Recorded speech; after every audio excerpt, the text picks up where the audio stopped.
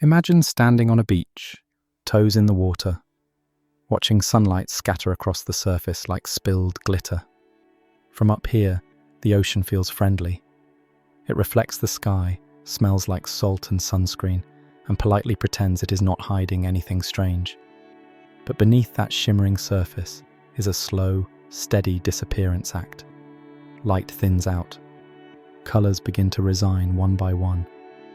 And without any dramatic announcement, the ocean slips into a dim, hushed realm scientists call the Twilight Zone. It is not pitch black. It is not bright. It is the ocean equivalent of a room where someone forgot to pay the electricity bill, but the lights are still technically on.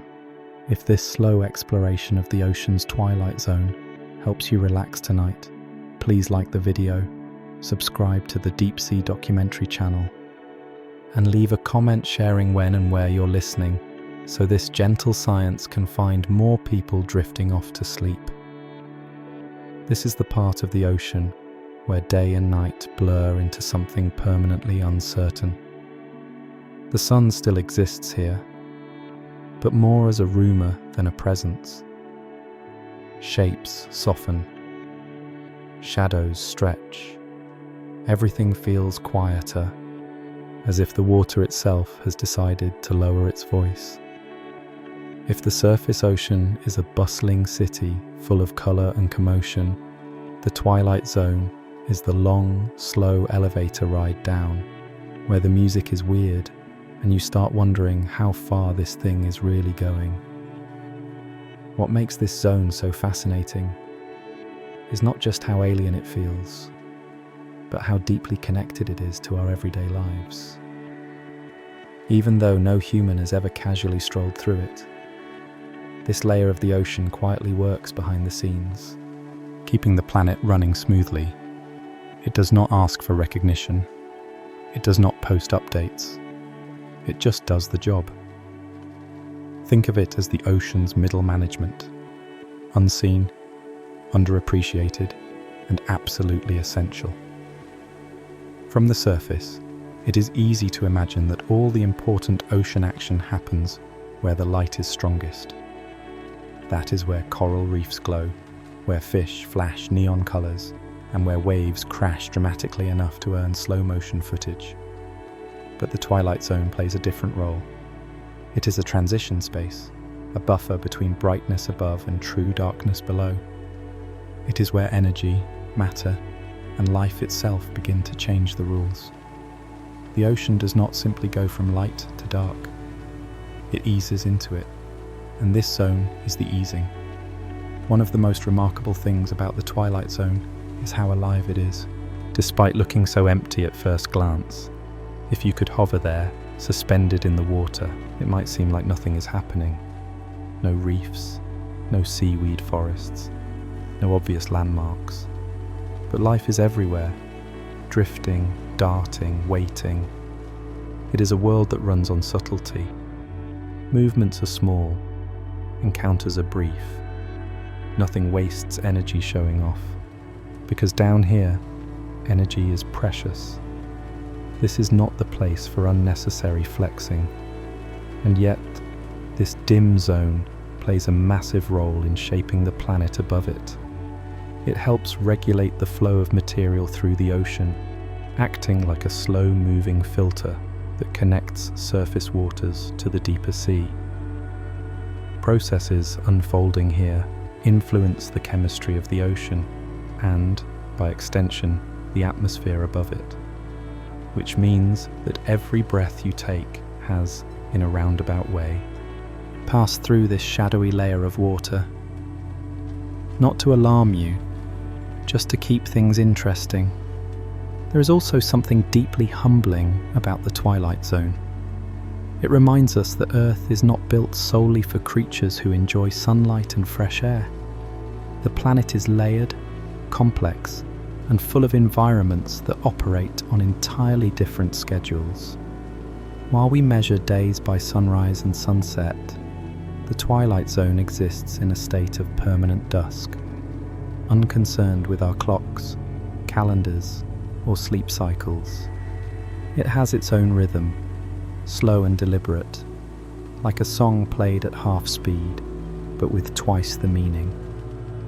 For scientists, the Twilight Zone represents both a challenge and a promise. It is close enough to study, yet strange enough to surprise. Every time we look more closely, we find that our assumptions about how life should work begin to wobble. Creatures behave differently. Systems interact in unexpected ways. It is a reminder that nature does not design itself for human convenience. It designs itself to survive, and sometimes that means thriving in places that feel completely wrong to us. So as we begin this slow journey into the Twilight Zone, it helps to let go of surface expectations. This is not a place of dramatic explosions or constant danger. It is a place of quiet importance, where small things matter and slow processes shape the world. A place where the ocean takes a deep breath, lowers the lights, and gets to work. To understand where the Twilight Zone lives in the ocean, it helps to forget the idea that depth alone tells the whole story. The ocean is not organized like a building with neat floors and labeled signs. It is more like a dimmer switch. As you move downward, the environment changes gradually. And the most important change is not how far you are from the surface, but how much sunlight is still tagging along. Scientists draw the boundaries of the Twilight Zone based on light, not distance, because light is the currency that decides what kind of life can exist and how it behaves. This zone begins at the point where sunlight weakens enough that it can no longer fully support the bright, busy surface world. On average, that happens around 200 meters down, though the exact depth can shift depending on water clarity, season, and location. Clear tropical waters let light sneak a bit deeper, while murkier coastal waters shut the door much sooner. This variability is exactly why scientists avoid using a fixed depth. The ocean refuses to be standardized, and light refuses to behave politely. The lower edge of the Twilight Zone sits near 1,000 meters, where sunlight becomes so faint it stops being biologically useful. At that point, light exists more as a suggestion than a tool. It is present in theory, but in practice, it does not do much. Between these two boundaries lies a vast, slanted layer wrapping around the planet, thicker than the tallest mountains on land, and far more difficult to visit.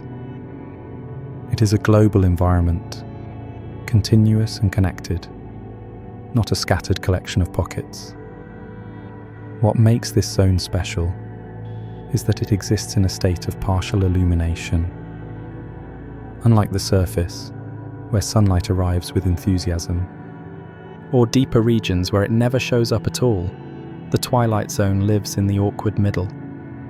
Light reaches it indirectly, filtered through hundreds of meters of water, stripped of intensity and warmth. The sun still dictates the rules here, but it does so from a distance, like a manager who never leaves their office but still somehow controls everything.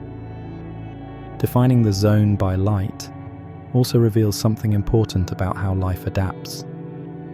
Many biological processes are triggered not by depth, but by brightness. Vision, behavior, and even daily routines depend on how much light is available, not how far an organism has traveled downward. Two animals at the same depth in different parts of the world might experience completely different environments, simply because one has access to slightly more light than the other. In the ocean, context is everything. The Twilight Zone is sometimes called the Mesopelagic, a term that sounds like it belongs in a spell book but simply means middle ocean. Middle does not mean unimportant, it means transitional. This zone acts as a bridge between worlds, linking the bright surface to the darker depths below. Energy, nutrients, and organisms pass through it constantly, making it less like a barrier and more like a busy hallway that nobody ever cleans. One of the reasons this zone went unrecognized for so long is that it does not announce itself dramatically. There is no sharp boundary you can point to and say, here it is. Instead, there is a slow fade, a gradual dimming that can be easy to miss unless you are looking for it. Early ocean explorers focused on either the surface, which was accessible, or the deepest parts, which were mysterious.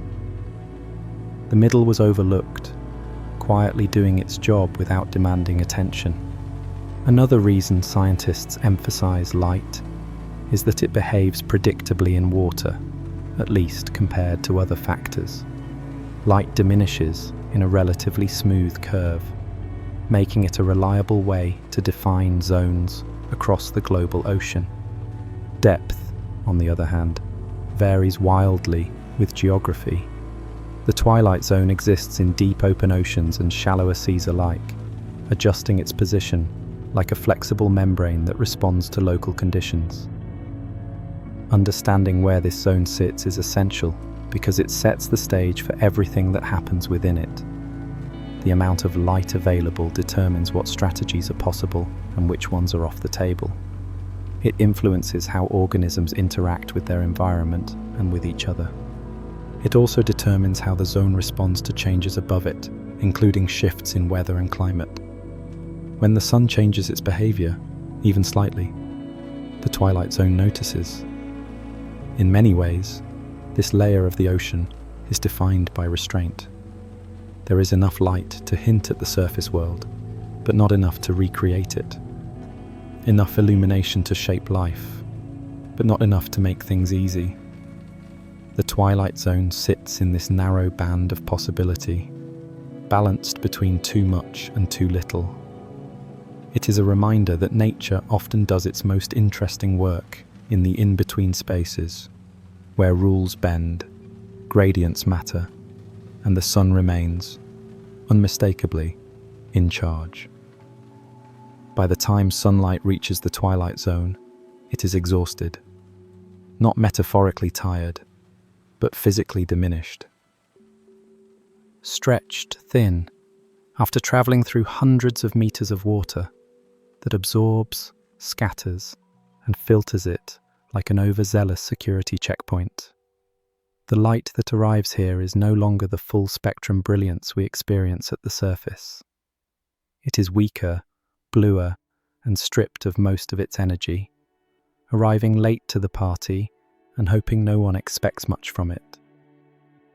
This scarcity of light creates one of the defining features of the Twilight Zone. Photosynthesis is barely hanging on. Photosynthesis depends on light with enough energy to drive chemical reactions, and down here, that energy is in short supply. Plants and algae that rely on sunlight simply cannot operate effectively, which means the lush, green productivity of the surface ocean does not extend into this layer. The Twilight Zone is not a place where food is grown locally. It is a place that survives on what drifts in from elsewhere, like a town that never farms but depends entirely on deliveries. Because photosynthesis struggles, the entire food web has to adjust. There is no thick carpet of microscopic plants floating around, converting sunlight into energy at a generous rate. Instead, life here operates under a constant energy budget. Every calorie matters. Every movement is a decision. Wastefulness is not charming, it is fatal. This is why the Twilight Zone feels restrained and minimal. It is an ecosystem shaped by limitation, where efficiency is the ultimate survival skill. Light scarcity also reshapes how animals see the world. Vision does not disappear, but it changes character. Bright colours lose their usefulness because there is not enough light to reflect them. Details blur. Contrast becomes more important than colour. In this dim environment, seeing is less about appreciating fine textures and more about detecting motion and silhouettes. Imagine trying to navigate your living room with the lights turned almost all the way off. You stop noticing patterns on the couch and start paying attention to shapes that might move when they should not. Because light is so rare, animals treat it with extreme respect.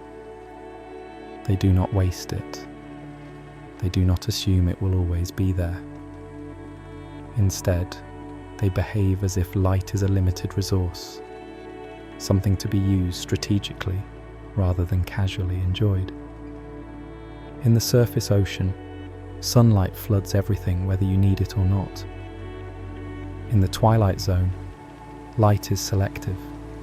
It arrives quietly, unevenly, and often from unexpected angles. Animals that can take advantage of even small changes in brightness gain an edge. This scarcity also affects behavior. In a bright environment, being seen is unavoidable. In a dim one, being seen becomes a choice, sometimes a dangerous one. The Twilight Zone rewards subtlety. Sudden flashes, sharp contrasts, or unnecessary exposure can turn an animal into a moving target. As a result, many creatures adopt lifestyles that minimize visibility. They drift instead of dart. They pause instead of rush. They blend into the background of dim blue-grey water, becoming part of the scenery rather than standing out from it. The limited light also compresses the visual world. Distances appear shorter because visibility drops quickly. An animal might only see a few body lengths in any direction, turning the ocean into a place of constant nearsightedness. This changes how interactions unfold. Encounters are sudden. Decisions must be made quickly, often with incomplete information. There is no long-range planning when you cannot see what is coming until it is already close enough to matter. Another consequence of low light is that shadows behave differently. At the surface, shadows are sharp and directional, cast by a strong overhead sun. In the Twilight Zone, light is diffuse, arriving from above but scattered through the water. Shadows soften, edges blur. This makes shape recognition more challenging and forces animals to rely on general outlines rather than precise forms. It is less about identifying exactly what something is, and more about deciding whether it is worth responding to at all. Scarcity of light also imposes a kind of psychological atmosphere on the environment, even if animals do not experience psychology the way humans do. The Twilight Zone is never fully illuminated, never fully dark. It exists in a state of permanent ambiguity. There is no clear signal that says, now it is safe, or now it is dangerous.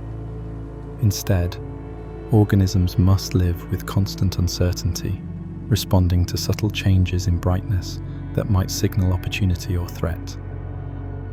This makes light valuable not just as energy, but as information. A slight increase or decrease in brightness can carry meaning. It can indicate time passing, movement above, or changes in conditions. In a world where little else changes quickly, light becomes one of the few reliable signals. Animals learn to read it carefully, the way we might read facial expressions in a conversation. In the Twilight Zone, light is never taken for granted. It is monitored, interpreted, and conserved. It shapes every aspect of life, without ever fully revealing itself. This dimness is not a flaw of the environment, it is its defining feature. The Twilight Zone teaches us that life does not need abundance to persist. Sometimes, all it needs is just enough light to make the next decision, and the discipline to treat that light like the rare and precious thing it truly is. As you descend into the Twilight Zone, temperature quietly slips away. There is no dramatic chill, no sudden shock, like jumping into an icy pool. Instead, warmth fades gradually, almost politely, until you realize it is gone and not coming back. Sunlight no longer delivers enough energy to heat the waters, and without that constant input, the ocean settles into a colder, calmer state. This is not the cold of winter air or mountain snow. It is a steady, persistent cold that wraps around everything and never really changes its mind. What makes this cold especially important is its consistency. At the surface, temperature swings with weather, seasons, and time of day. In the Twilight Zone, those fluctuations fade away. The water temperature stabilizes, creating an environment where conditions remain largely the same year-round. For animals living here, this stability removes one variable from an already challenging existence. The downside, of course, is that the stable temperature is not exactly cozy. Cold water changes how life operates at a fundamental level. Chemical reactions slow down. Muscles move less explosively. Digestion takes longer. Everything biological operates at a reduced pace, like a movie played slightly slower than normal. This is where the low power mode analogy fits perfectly. Animals in the Twilight Zone conserve energy because producing heat internally is expensive, and external warmth is not available to help out. There is no warming sun to bask in, no shallow water to retreat to for a thermal reset. Because heat disappears, metabolism adapts. Organisms cannot afford to burn energy quickly. Instead, many species evolve to function efficiently at low temperatures, using just enough energy to survive without excess. Movements tend to be deliberate rather than frantic. Sudden bursts of speed are rare, reserved for moments when they truly matter. In this world, patience is not just a virtue, it is a survival strategy. The cold also influences body structure. Warm-blooded lifestyles, like those seen in birds and mammals at the surface, are impractical here. Maintaining a constant internal temperature would require a steady fuel supply that simply does not exist. As a result, most Twilight Zone animals match their body temperature to the surrounding water. This makes them thermally invisible, blending into their environment not just visually, but physically. The ocean is cold, so they are cold. No extra effort required. Temperature stability also means predictability. While the surface ocean is subject to sudden changes, the Twilight Zone remains largely insulated from short-term disturbances. Storms rage above, winds howl, waves crash, but down here, the water barely notices. This creates a sense of timelessness. Conditions change slowly, if at all. Evolution in such an environment favors long-term solutions over quick fixes. There is little advantage to being adaptable to rapid temperature swings when those swings never happen. This slow, cold environment reshapes interactions between organisms. Predation becomes less about speed and more about timing. Chases are inefficient. Instead, encounters are brief and decisive. An animal that miscalculates cannot rely on raw power to recover. Energy wasted is energy lost. And in the Twilight Zone, lost energy is rarely replaced quickly. The cold also affects growth rates. Many organisms grow slowly, taking longer to reach maturity. Lifespans can stretch as a result, with individuals living longer, but progressing through life at a measured pace. It is not a rush to reproduce as quickly as possible. It is a careful balancing act, ensuring survival in an environment where mistakes are costly and recovery is slow.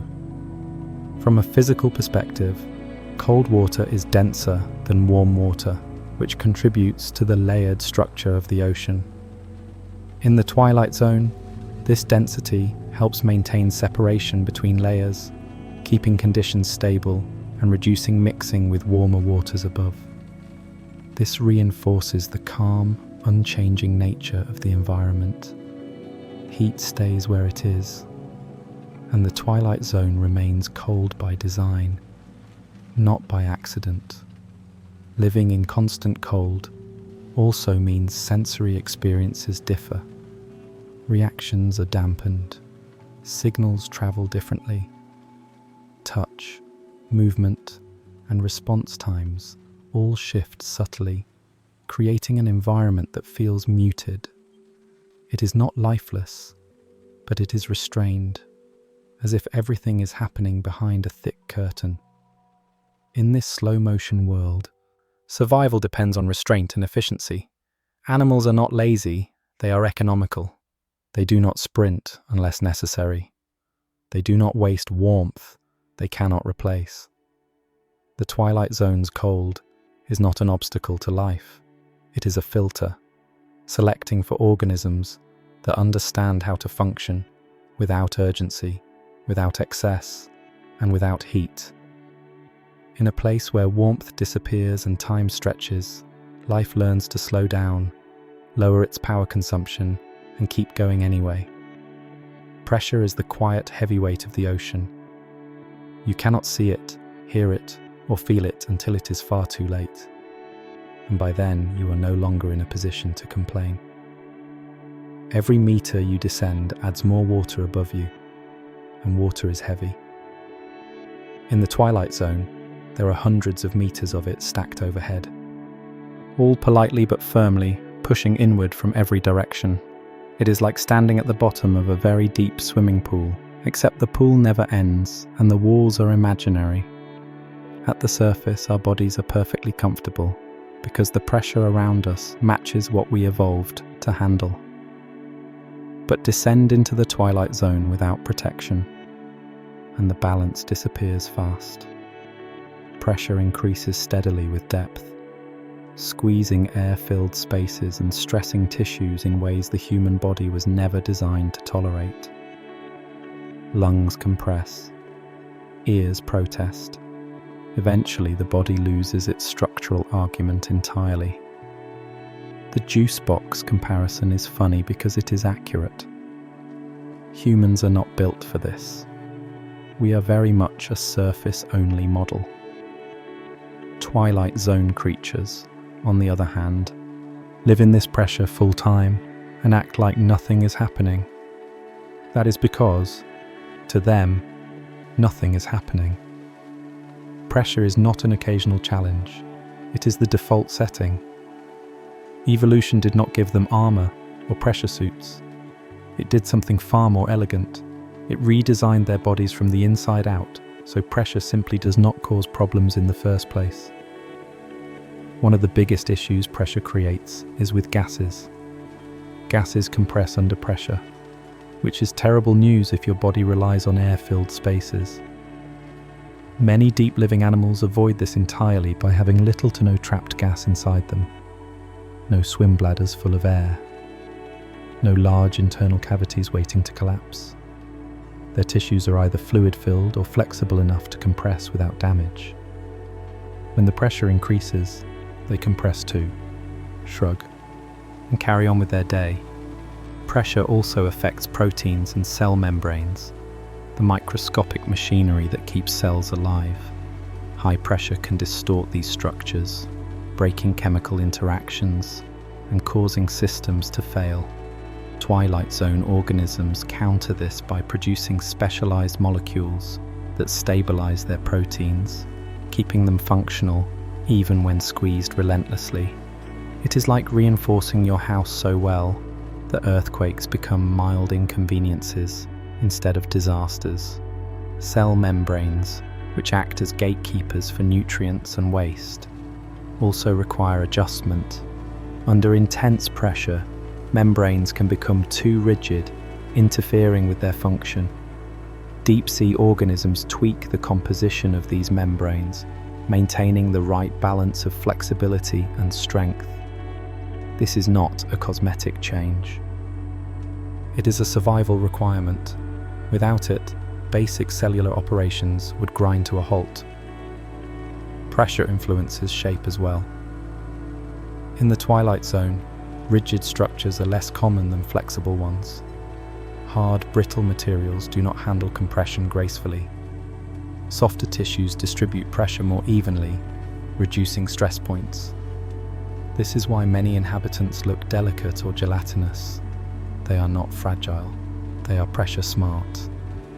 Their bodies are designed to yield slightly rather than resist and break.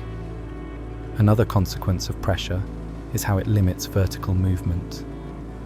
Rapid changes in depth mean rapid changes in pressure, which can be dangerous even for well-adapted organisms. As a result, many animals move through the water column carefully, avoiding sudden shifts. Their lives are measured not just in distance, but in pressure tolerance. Going up or down too fast can be just as risky as making a bad decision at the surface. Pressure also discourages complexity where it is not necessary. Elaborate structures with many rigid parts are harder to maintain under constant compression. Simpler designs, fewer moving pieces, and streamlined forms are favoured. This does not mean the Twilight Zone lacks diversity. It means diversity expresses itself through efficiency rather than extravagance. For scientists, pressure presents one of the biggest challenges in studying this environment. Bringing organisms to the surface often damages or kills them, not because they are weak, but because the pressure change is too extreme. It is like dragging a deep-sea specialist into an alien world where the physical rules have suddenly changed. Observing life under pressure requires special equipment, careful handling, and a lot of respect for forces we barely notice in daily life. Pressure shapes everything in the Twilight Zone, without ever announcing itself. It does not roar like a storm, or shimmer like light. It simply presses, constantly, from all sides. Life here does not fight it. It accommodates it. It builds itself around it. And in doing so, Twilight Zone organisms remind us that survival is not always about resisting the environment. Sometimes it is about becoming so well adapted that the most crushing force on Earth feels like background noise. If you could take a deep breath in the Twilight Zone, which you absolutely should not try, you would notice something unsettling. The water here holds far less oxygen than you might expect. Not zero, but not generous either. This region contains what scientists call an oxygen minimum layer, a stretch of the ocean where oxygen concentrations dip to some of the lowest natural levels found anywhere in open water. It is not a mistake or a temporary condition. It is a built-in feature of how the ocean works. Oxygen enters the ocean primarily at the surface, where water meets air and sunlight fuels processes that help maintain higher oxygen levels. As water sinks and moves away from the surface, that supply dwindles. In the Twilight Zone, oxygen is consumed faster than it is replaced. Microorganisms break down organic material drifting down from above, and that process uses oxygen. Over time, this creates a zone where demand outpaces delivery, leaving behind a thin budget that life must carefully manage. The result is an environment where oxygen is not assumed. Every molecule counts. Animals living here have adapted to operate on extremely low oxygen levels, sometimes approaching conditions that would cause immediate distress or death in surface-dwelling species. For them, breathing is not about taking in as much oxygen as possible. It is about extracting every last usable bit from what little is available. Efficiency becomes the name of the game. Gills are highly specialized, designed to pull oxygen from water that barely contains it. Blood chemistry is fine-tuned to bind oxygen tightly and release it slowly, maximizing its usefulness. Circulatory systems are optimized to deliver oxygen precisely where it is needed, without waste. It is not flashy, but it is incredibly effective. Think of it as extreme oxygen budgeting with no room for luxury spending. Some organisms go even further and reduce their oxygen needs altogether. By maintaining low metabolic rates, They simply do not require much oxygen in the first place. Slower processes mean fewer chemical reactions demanding oxygen as a participant. This is not laziness, it is strategic minimalism. In an environment where oxygen is scarce, needing less of it is just as valuable as being better at acquiring it. The oxygen minimum layer also shapes where different species can live. It acts like an invisible barrier, filtering out organisms that cannot tolerate low oxygen. Species distributions often line up closely with oxygen levels, not depth or temperature. A small change in oxygen availability can determine whether an animal thrives, struggles, or disappears entirely from a region. In this way, oxygen quietly organizes the Twilight Zone into biological neighborhoods, even though nothing marks the borders. This low oxygen environment also influences behavior. Active lifestyles are expensive when oxygen is limited. Sustained swimming, frequent bursts of motion, or constant alertness can quickly drain reserves.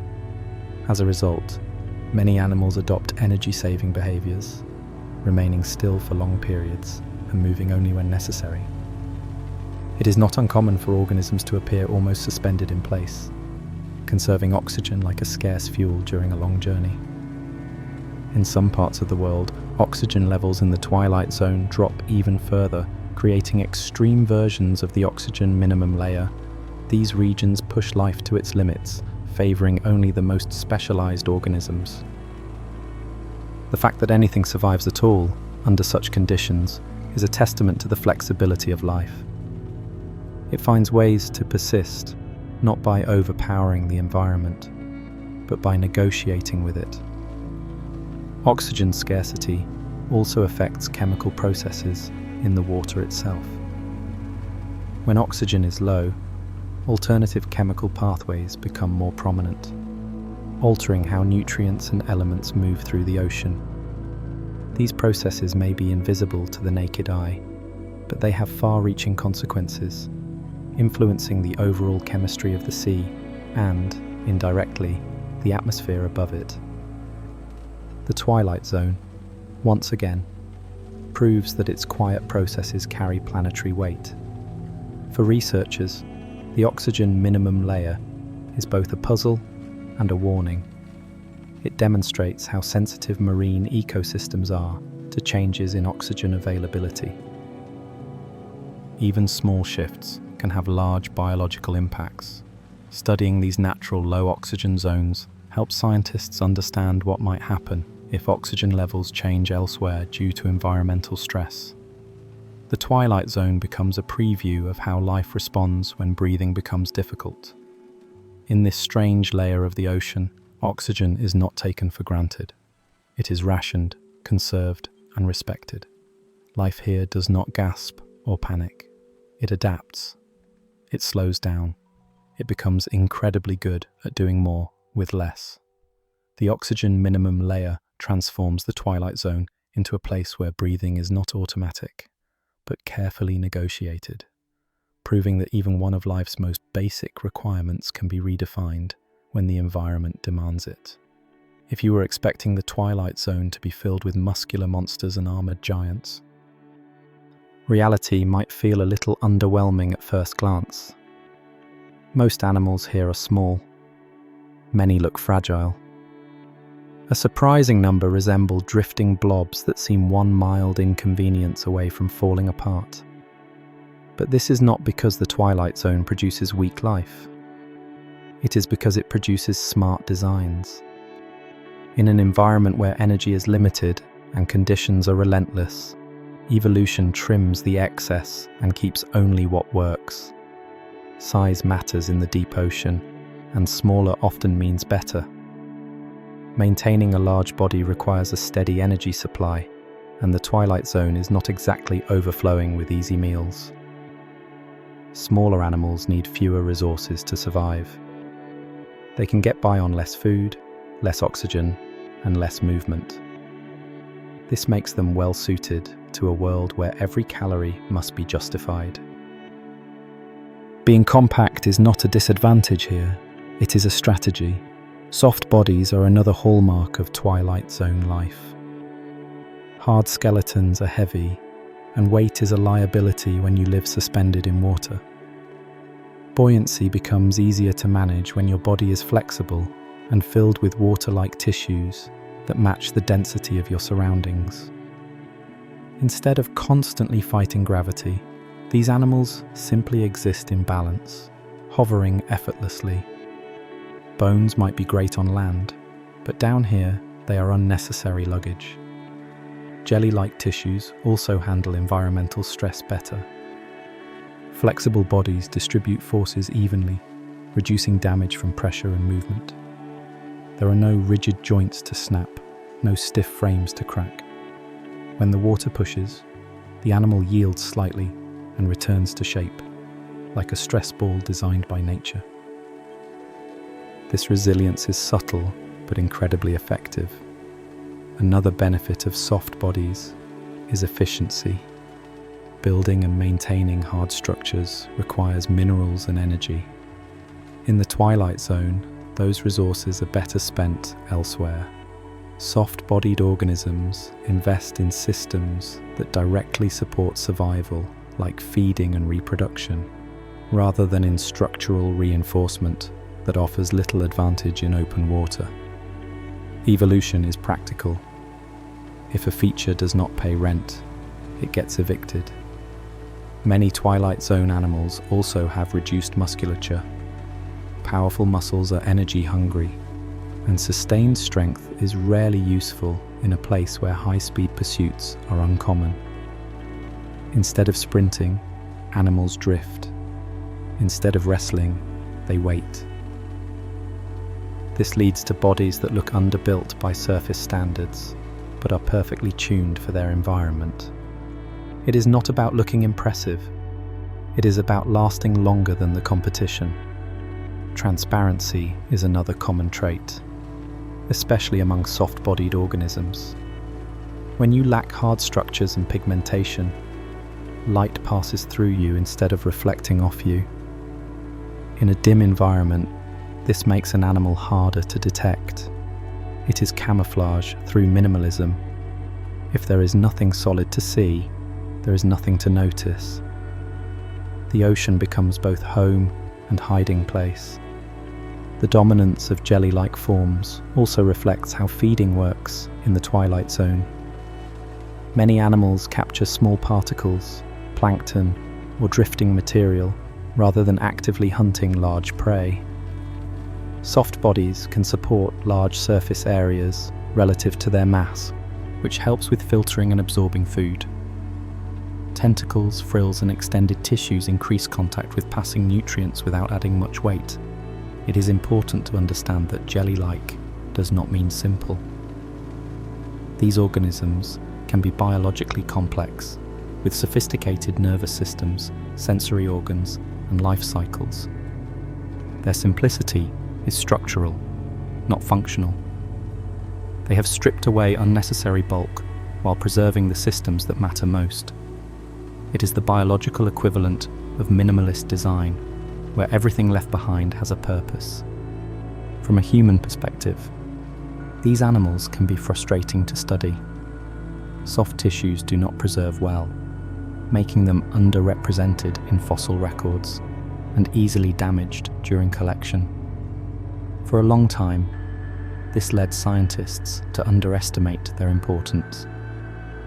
Only with modern technology have we begun to appreciate just how dominant and diverse these forms really are in the Twilight Zone. The prevalence of small, soft-bodied animals also shapes the overall feel of this environment. It is a world of drifters rather than runners, of floaters rather than climbers. Life moves with the water instead of against it. There is a quiet elegance to this approach, a sense that the ocean sets the tempo and the animals follow along. In the Twilight Zone, success does not look like strength or size. It looks like efficiency, balance, and restraint. Bones are heavy, muscles are expensive, flashy designs draw attention you do not want. So life does what it always does best. It adapts. simplifies, and proves that sometimes the most successful strategy is to let go of the baggage and become part of the water itself. In a place where sunlight is unreliable and shadows dominate, making your own light becomes an incredibly powerful skill. The Twilight Zone is famous for bioluminescence, the ability of living organisms to produce light through chemical reactions inside their bodies. This is not reflective shine or borrowed glow. It is genuine, self-made illumination, switched on and off at will. Long before humans waved glow sticks at concerts, the deep ocean was already hosting its own light show, just with much higher evolutionary standards. Bioluminescence works by combining specialized molecules that release energy in the form of light. The process is efficient, producing very little heat, which is important in a cold environment where wasting energy is unacceptable. The colors produced are usually blue or blue-green, not because the ocean prefers those shades aesthetically, but because those wavelengths travel farthest through water. Nature always picks the option with the best signal-to-effort ratio. One of the most important uses of bioluminescence is communication. In a dim environment, visual signals do not travel far, but a flash of light can cut through the darkness instantly.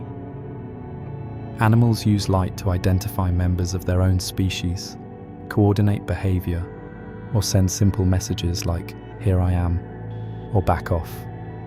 These signals are often brief and precise, reducing the risk of attracting unwanted attention.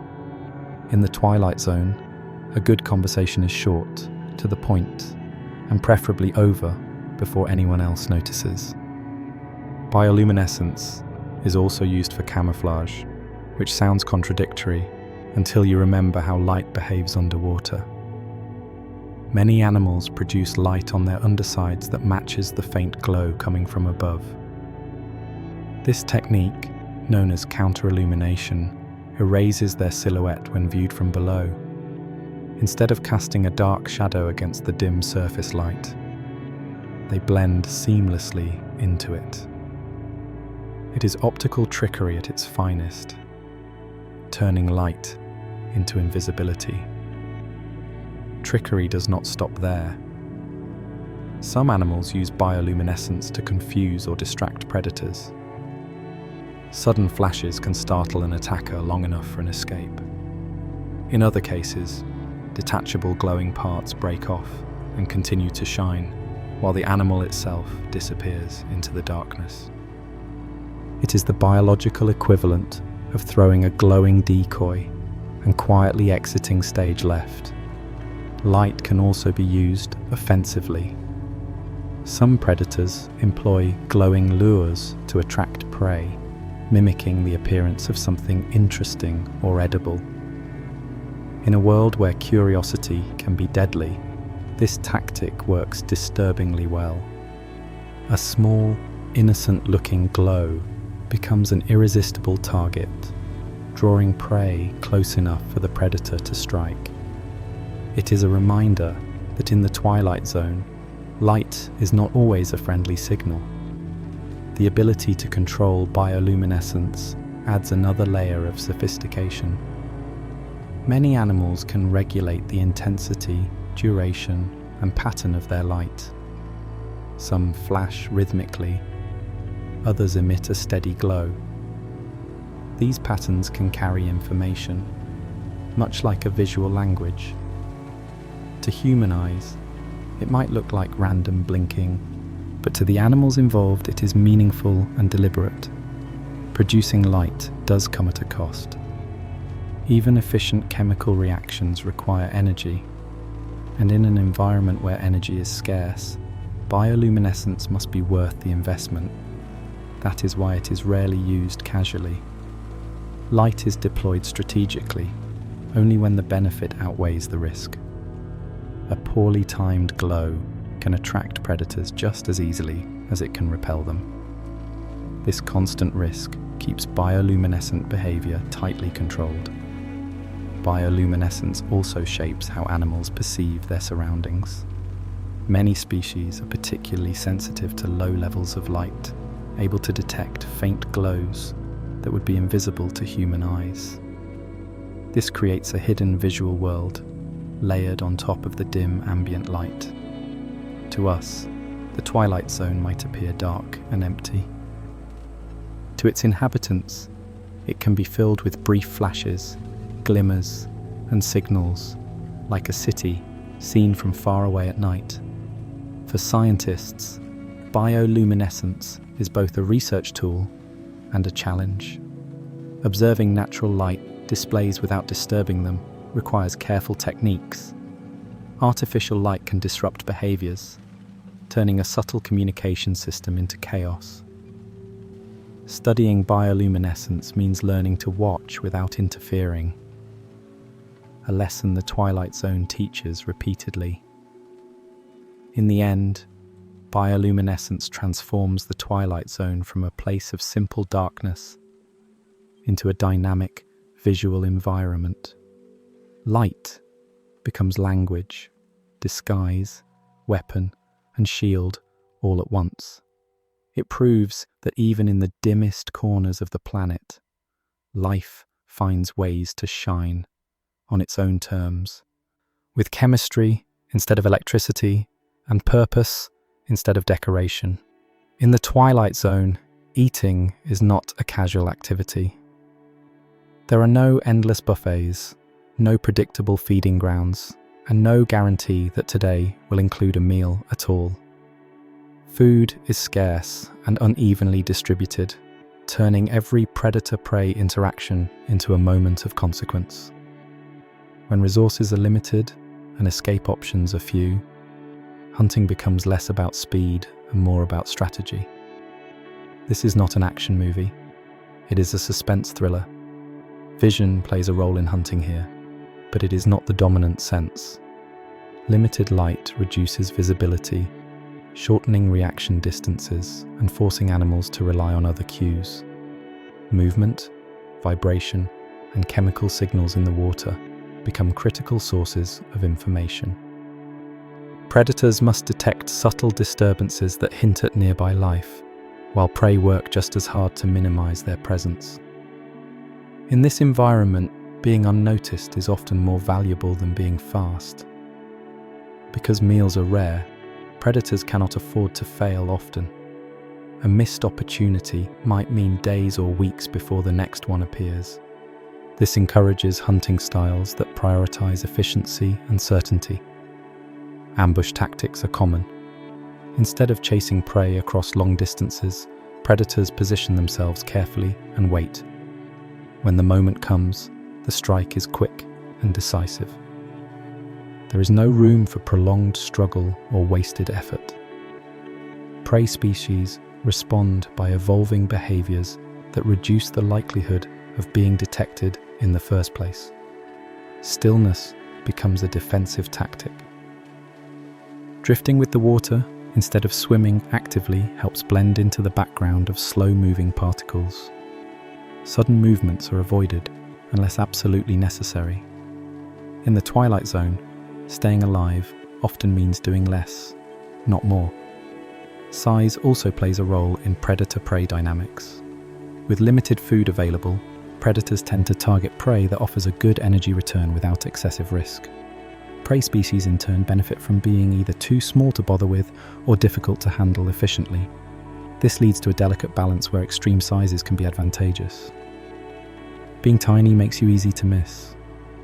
Being awkward to capture makes you not worth the effort. Encounters in the Twilight Zone are often brief and decisive. Because visibility is limited, animals may not detect each other until they are very close. This compresses the decision-making window. Predators must choose quickly whether to attack. Prey must decide instantly whether to flee, freeze, or deploy a defensive maneuver.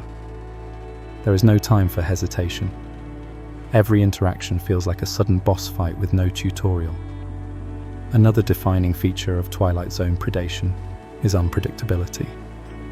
Unlike surface ecosystems, where food webs can be relatively stable and familiar, the Twilight Zone is a place of chance encounters. Organisms drift through vast volumes of water, and meetings are often accidental rather than planned. This randomness makes specialization risky. Being too dependent on one type of prey can lead to starvation if encounters are rare.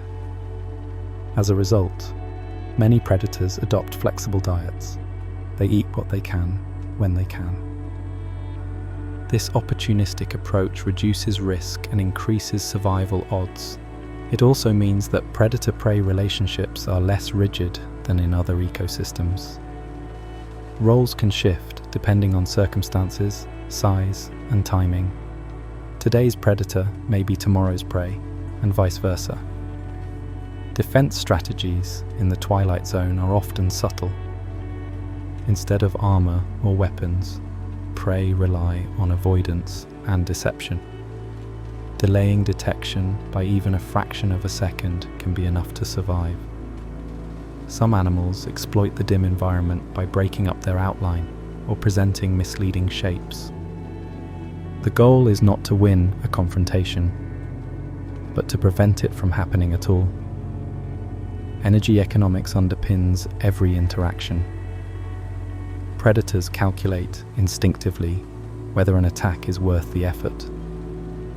Prey calculate just as instinctively whether fleeing will cost more energy than staying still.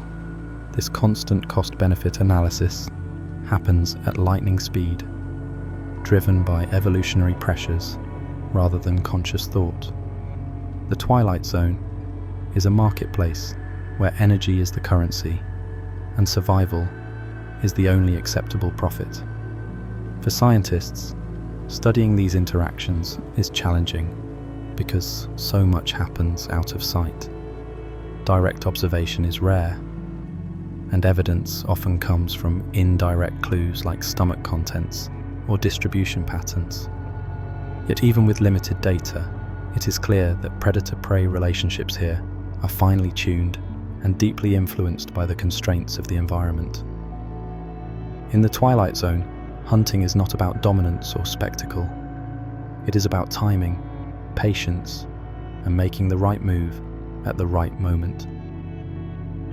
Every encounter carries high stakes because failure has lasting consequences. Life here plays a quiet, relentless game of stealth, where success is measured not by how often you eat, but by how long you manage to stay alive. If you think the Twilight Zone is static, think again. Every day, a massive, invisible tide of life sweeps up and down through the water column.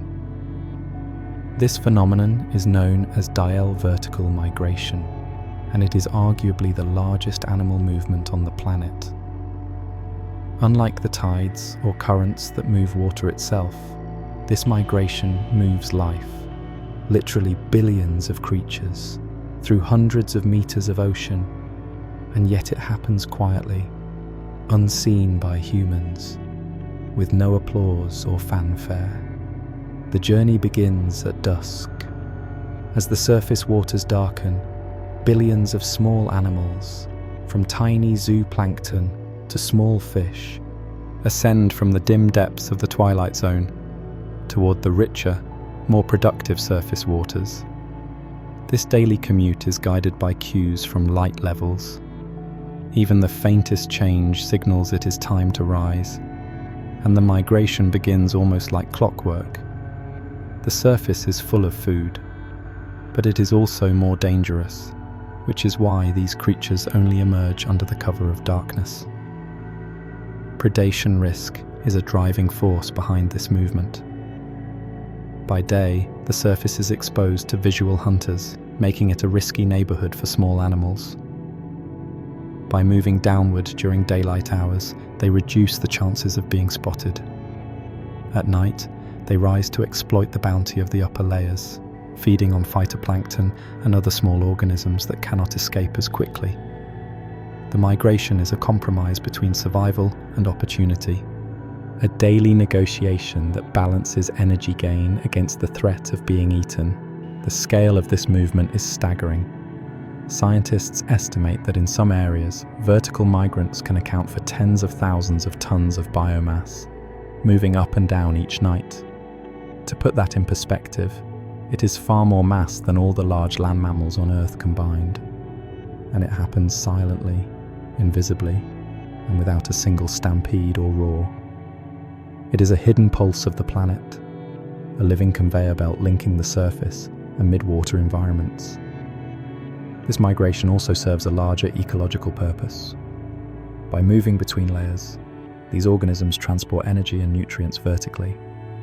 Organic material consumed at the surface is carried back into the Twilight Zone when animals descend again at dawn. This not only feeds the creatures of the deep, but also helps circulate carbon and other essential elements, contributing to global biogeochemical cycles. In essence, these tiny commuters help keep the Earth's climate machinery running while barely making a ripple. Timing is everything in this migration. Too early, and a creature risks exposure to predators. Too late, and the surface food supply may already be diminished. The movement is synchronized across species, creating a coordinated ascent and descent that is both intricate and precise. Animals have evolved to sense light gradients and adjust their position within the water column accordingly, responding to subtle changes in illumination that humans can barely perceive. Interestingly, not all species migrate in the same way. Some only travel short distances, staying within the upper or lower Twilight Zone. Others traverse nearly the entire vertical span of the zone every day. There are also exceptions, creatures that remain permanently at depth, either because they cannot tolerate the conditions above, or because their food supply is stable enough without moving. The result is a complex, layered choreography that reflects the diverse strategies of survival. The physical demands of this migration are significant, even for small animals. Ascending hundreds of meters requires energy, and the water itself imposes drag that must be overcome. Some species rely on buoyancy adaptations to minimize effort, while others use energy-efficient swimming strokes.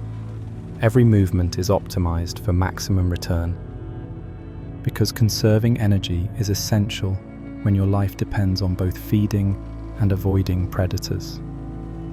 The migration also creates an unusual temporal structure in the ocean. During nighttime, surface waters are bustling with activity, while the depths feel relatively quiet. By day, the pattern flips. The upper layers empty out, leaving the Twilight Zone densely populated with descending migrants. This daily rhythm affects everything from nutrient cycles to predator-prey interactions, influencing the ecological balance on a scale that extends far beyond any single species. For humans, witnessing this movement is challenging. It is too deep for direct observation without advanced submersibles or remote sensing technology. Its scale is invisible from the surface, and yet it is a defining feature of ocean life.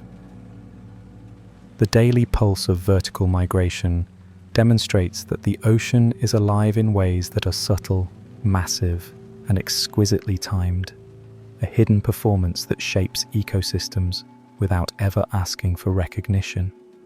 Ultimately, vertical migration reminds us that the Twilight Zone is not merely a static or shadowy realm.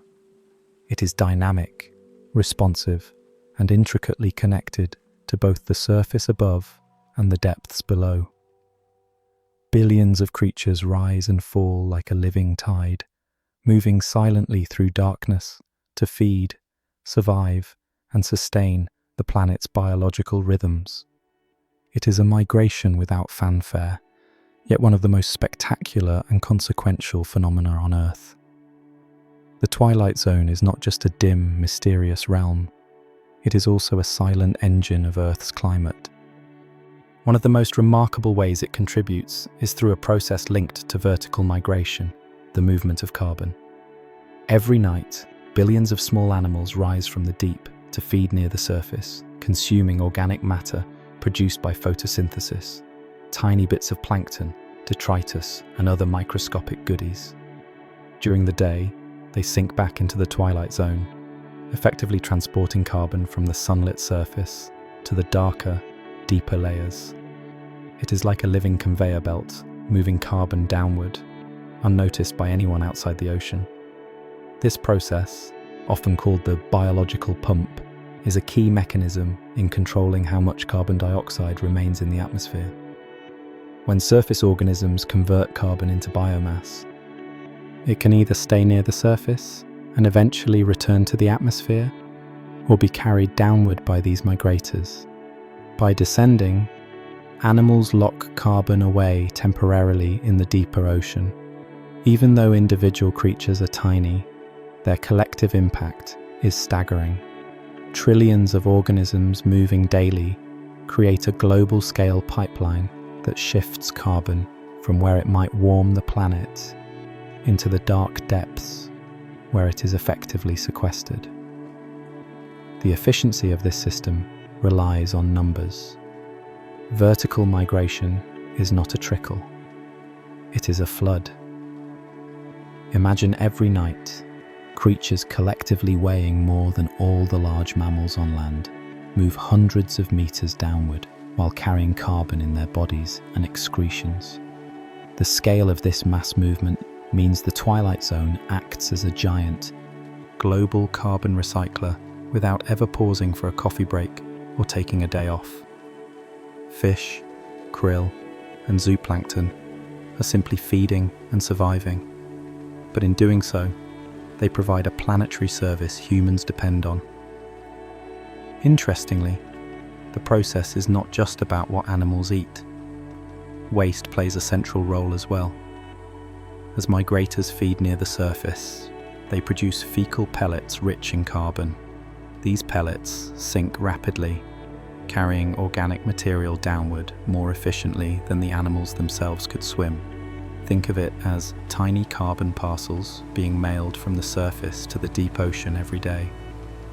Some pellets are intercepted by predators mid-descent, adding layers of complexity, but the net effect still results in carbon being transported to colder, more stable layers, where it is less likely to return quickly to the atmosphere. This downward transport also interacts with decomposition.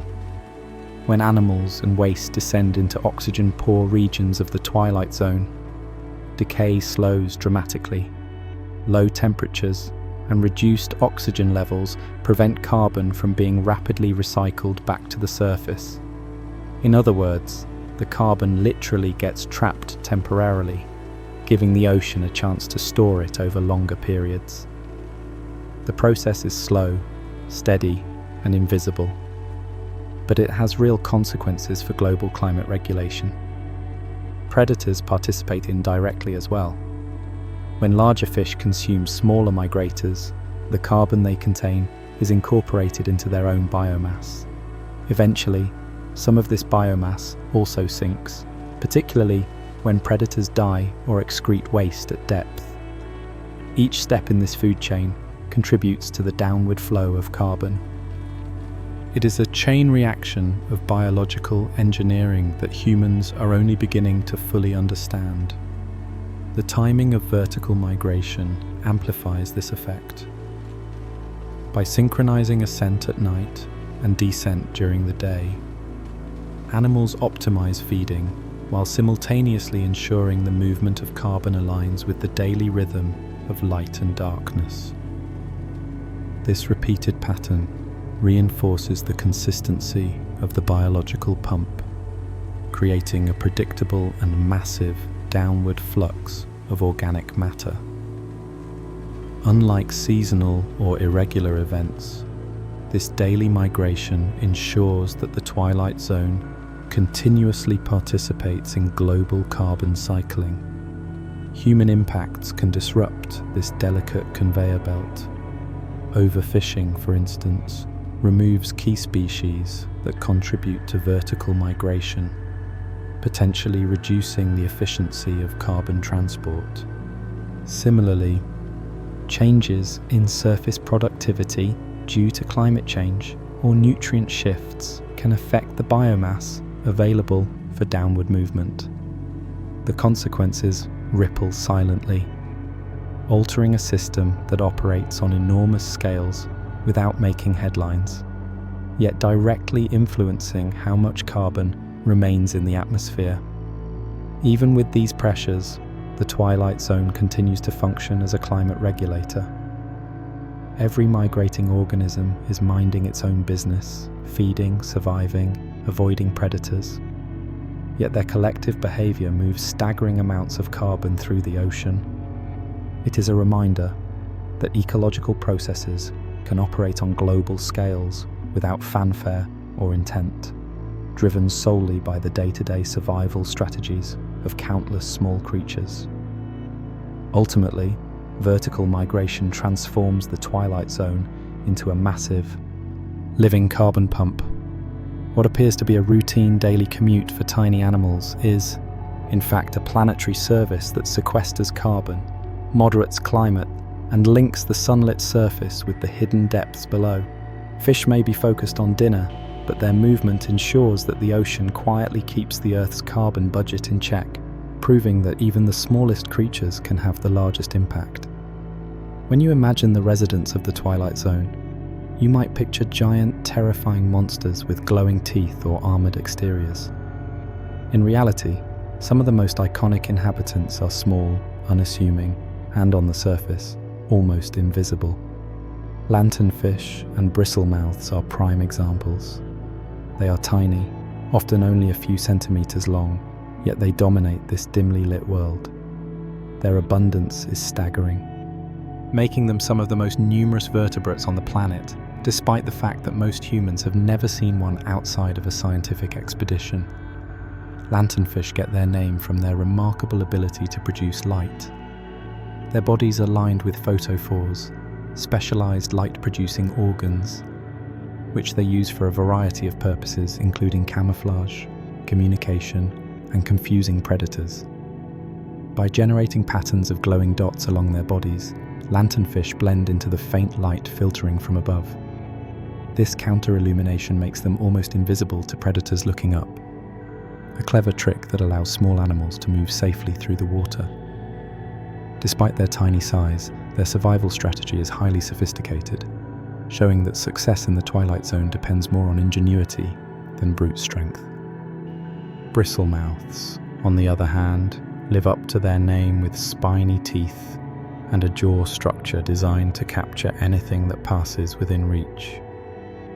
They are small and soft-bodied, yet they are the most abundant vertebrate on Earth by sheer numbers, with estimates reaching into the trillions.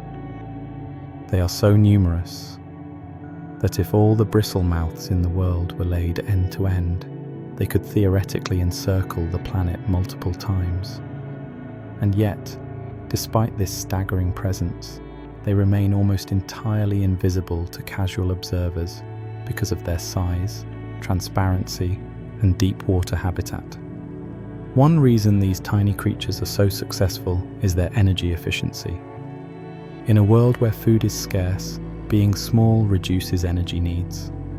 They drift, swim slowly, and only expend energy when it is essential, like avoiding a predator or capturing a meal.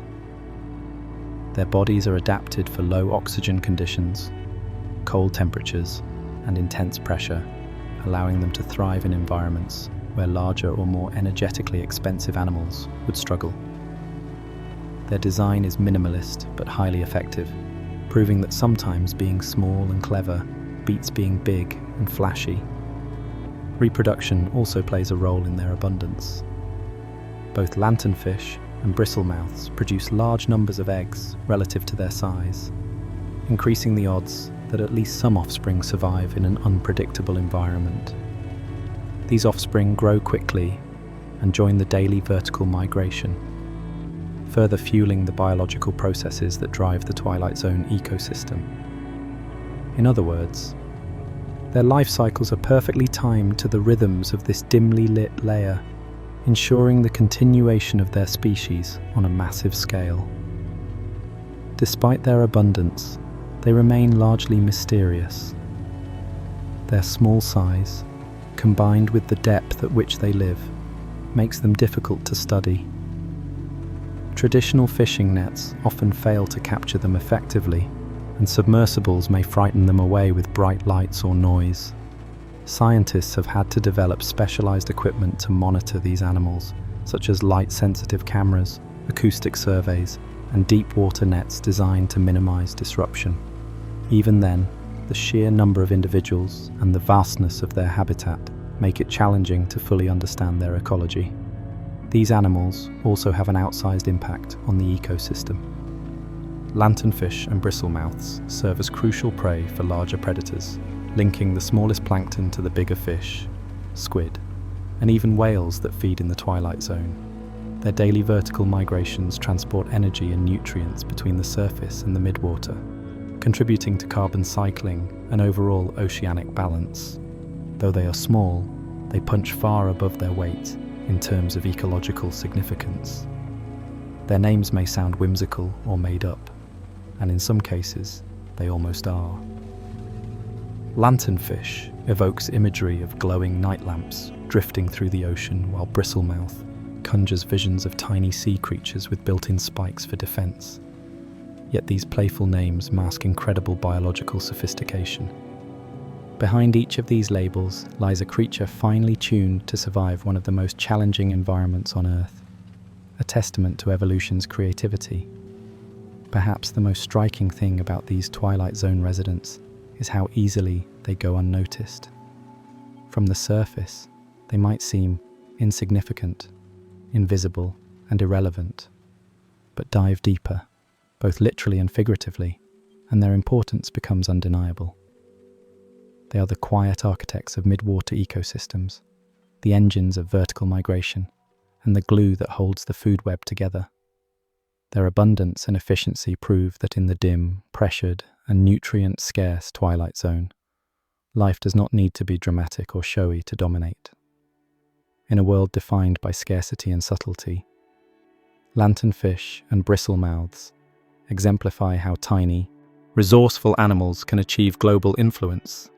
They are proof that the most numerous and impactful creatures are not always the largest or the most obvious. In the Twilight Zone, survival favors ingenuity, patience, and adaptability, qualities these small, glowing, spiny residents have mastered to perfection. In the Twilight Zone, meals are not delivered on demand. There are no grazing fields, fruit-laden trees, or bustling coral buffets. Instead, much of life survives on a slow, steady drizzle of organic material drifting down from the surface, a phenomenon scientists call marine snow. The name evokes images of sparkling flakes floating gently through water, almost like a whimsical snowfall in a miniature universe.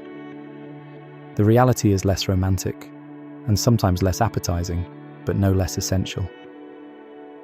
Marine snow is the Twilight Zone's main source of nutrition, the invisible conveyor belt of organic matter that keeps millions of organisms alive. Marine snow is composed of a wide variety of particles. It includes dead phytoplankton, fecal pellets from animals feeding above, decaying bits of larger organisms, mucus secretions, and other microscopic debris.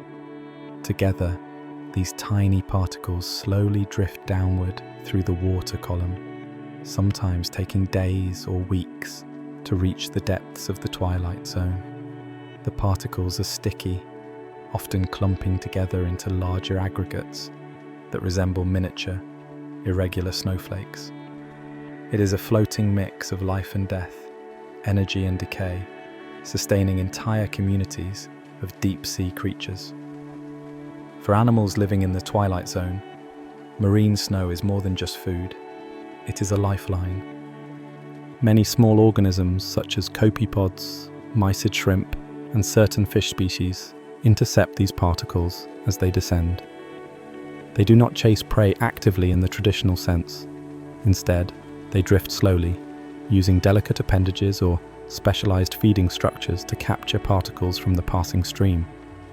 In essence, the water itself brings dinner directly to them. Patience is crucial. Marine snow arrives gradually, so feeding is often slow and continuous rather than rapid or high energy. The diversity of feeding strategies around marine snow is remarkable. Some animals act like filter feeders, sifting through large volumes of water to capture minute particles. Others are scavengers, nibbling at clumps of debris that are large enough to provide more concentrated energy. Certain fish and jelly-like animals have sticky or tentacle-covered surfaces that trap particles as they drift. Each approach is tailored to the kind of snowflakes available, the energy they provide, and the physical structure of the animal itself. It is a subtle game of efficiency, where success depends on matching feeding strategy to food type. Predators also participate indirectly. By feeding on organisms that consume marine snow, they inherit the energy originally produced in the sunlit surface waters. In this way, marine snow forms the foundation of a complex food web. Surface productivity and detritus trickle downward, sustaining life for animals that never see sunlight. The Twilight Zone depends on this constant, slow rain of nutrients, and the ecosystem would collapse without it. In other words, marine snow is unglamorous, sometimes messy, and entirely indispensable. The amount and quality of marine snow can vary with season, geography, and surface productivity. Blooms of phytoplankton at the surface increase the amount of organic matter available for export to the Twilight Zone. Conversely, during periods of low productivity, the flow of particles diminishes, forcing animals to survive on smaller, more sporadic meals. This variability has driven a range of adaptations. Some species can slow their metabolism to survive periods of scarcity, while others store energy in specialized tissues, acting like living batteries that buffer against lean times. Interestingly, marine snow is not just food falling from above. It also functions as a vehicle for transporting nutrients, microbes, and even chemical signals between layers of the ocean. Microorganisms colonize these particles, breaking them down and making nutrients available to other organisms along the way. Fecal pellets contribute additional chemical compounds, some of which may be critical for the growth of other species. Marine snow is, in essence, a mobile ecosystem, a traveling particle of life that connects the surface and midwater realms. Animals have also developed strategies to maximize the energy they get from this resource.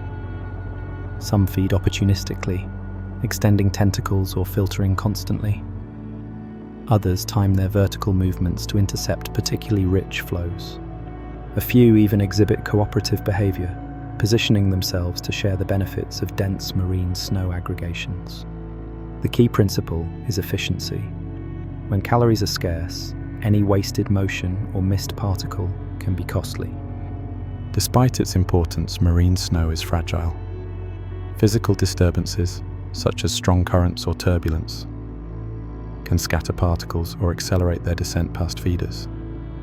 As a result, animals have evolved both patience and precision. They do not need to chase every particle. Instead, they capture what they can, using minimal energy, ensuring survival in a world where food is slow, unpredictable, and often unglamorous. In the end, marine snow is the Twilight Zone's invisible banquet. It may lack glamour or sparkle in the way its name implies, but it sustains life on a massive scale, driving feeding strategies, influencing behavior, and linking surface productivity to deep midwater communities. In a place where light, heat, oxygen, and food are all limited, this steady drift of organic matter proves that life can thrive even on the slowest, humblest of resources. The Twilight Zone survives not on abundance, but on subtlety, patience, and a constant snowfall of unseen nourishment. Reproduction in the Twilight Zone is a high-stakes challenge.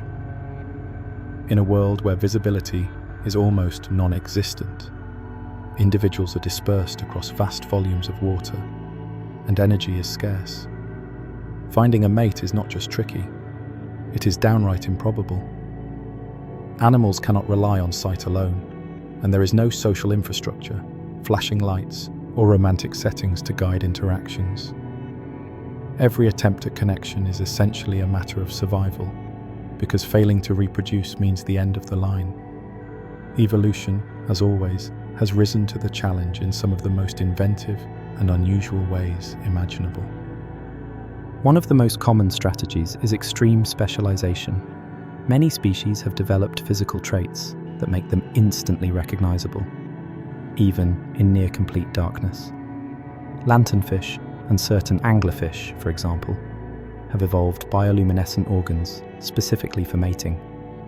These lights act like signals or beacons, helping individuals identify potential partners over short distances. Unlike surface-dwelling animals that can rely on color, movement, or sound, these deep-sea creatures communicate visually in the literal absence of sunlight. A brief flash can convey species, sex, and readiness to mate, a highly efficient solution in a place where energy must be conserved. Anglerfish take creativity to another level entirely. In some species, males are tiny compared to the females, and finding one is so difficult that the male essentially fuses with her body permanently. After locating a female, he attaches himself to her, eventually connecting circulatory systems and losing most independent functions. This bizarre arrangement guarantees mating success. He becomes part of her, a living sperm bank ready whenever she is prepared to reproduce. It is not romantic by human standards, but in an environment where a single missed encounter could mean extinction, it is genius. Chemical signaling is another common solution. Many Twilight Zone animals release pheromones or other chemical cues that diffuse through the water, guiding potential mates toward one another. These invisible trails are like scent-based GPS systems, helping creatures locate partners across the dark expanse. The system is subtle, efficient, and low energy, perfectly suited for a place where swimming long distances can be expensive and dangerous. Timing is also critical. Many species have synchronized reproduction with environmental cycles, seasonal blooms, or even the vertical migration of food. By coordinating reproduction with these predictable patterns, animals increase the likelihood of encountering a mate when energy reserves are sufficient and survival chances are highest. Some species even release eggs and sperm simultaneously in massive bursts, a strategy known as broadcast spawning, which maximizes fertilization probability while reducing individual effort. In effect, the ocean itself becomes a matchmaker. Structural adaptations further assist reproduction. Some animals have elongated appendages, sensitive tentacles, or other specialized organs that improve the likelihood of contact. These can detect minute vibrations, chemical cues, or even faint bioluminescent flashes, allowing mating attempts to occur even when partners are only centimeters apart in the vast ocean. Evolution has essentially provided deep-sea organisms with built-in dating tools, each tailored to the constraints of their dim, pressured, and nutrient-limited environment. Energy efficiency is always a factor. Pursuing a mate is costly, and failure carries both immediate and long-term consequences. Twilight Zone animals minimize these costs wherever possible. Slow, deliberate movements dominate courtship. Bursts of speed are reserved for decisive encounters. Even light displays are timed and measured, avoiding wasteful emissions that could expose the animal to predators or deplete precious energy. Every reproductive action is strategic, like a game of chess in the dark. Parental investment varies widely. Some species produce countless tiny offspring, relying on sheer numbers to ensure that at least a few survive in the vast, predator-filled environment. Others invest heavily in fewer offspring, providing protection camouflage, or energy reserves that increase survival odds. Both strategies are adaptive, shaped by the unique challenges of midwater life. In either case, reproduction in the Twilight Zone is a careful balance between risk, reward, and efficiency. The sheer creativity of these reproductive strategies is astonishing. Humans may rely on dating apps, clever pickup lines, or social cues, but in the Twilight Zone, animals face constraints that would make our modern frustrations look trivial.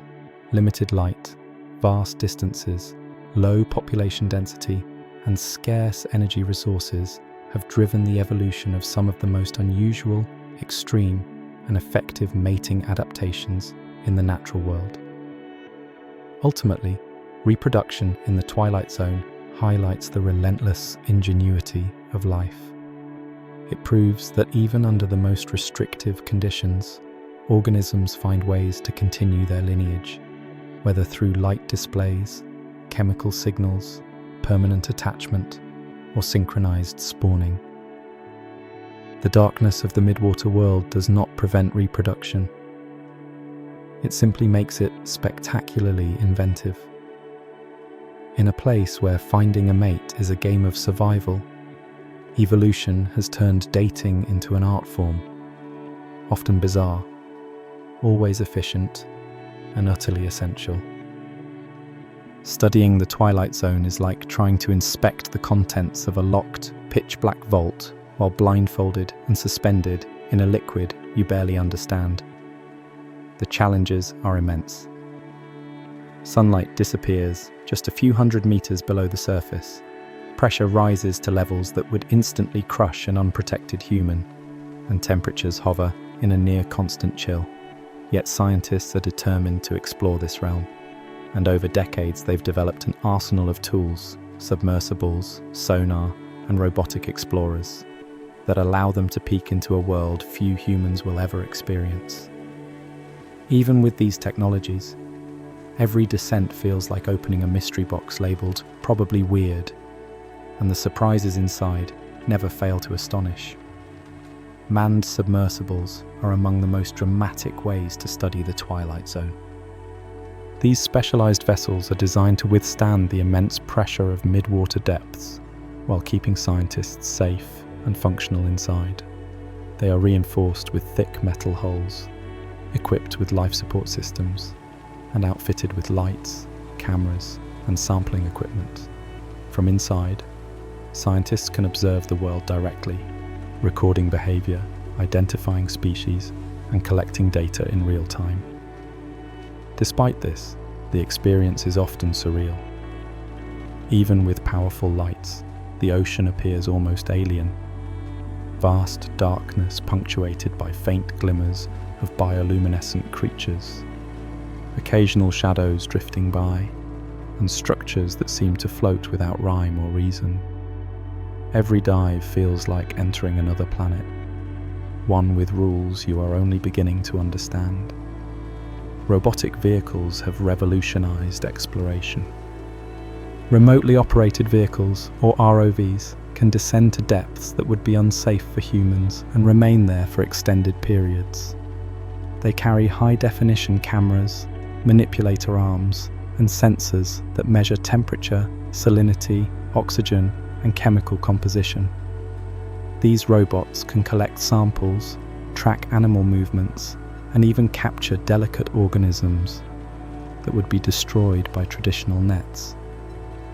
They operate quietly and efficiently, though the images they send back often reveal creatures so strange that scientists double-check to make sure the footage isn't some kind of digital glitch. A translucent fish with a bioluminescent lure, a gelatinous predator with dangling appendages, or a swarm of nearly invisible bristle mouths all appear almost too bizarre to be real, yet they are very much alive. Sonar and acoustic monitoring provide another critical window into the Twilight Zone. Sound travels efficiently through water, far better than light, which fades quickly in mid-water. Scientists use sonar to detect schools of fish, swarms of zooplankton, and even the movement patterns of larger predators. By sending out pulses and analysing the returning echoes, they can map the distribution of life, measure vertical migrations, and track the flux of biomass without ever touching it. This seeing with sound is essential in the dark, expansive midwater environment, allowing researchers to visualize patterns invisible to the naked eye. Despite these advanced tools, studying the Twilight Zone is unpredictable. Equipment can malfunction under pressure, batteries run out, and delicate organisms are often destroyed before they can be analyzed. Even experienced teams cannot fully anticipate what they will encounter.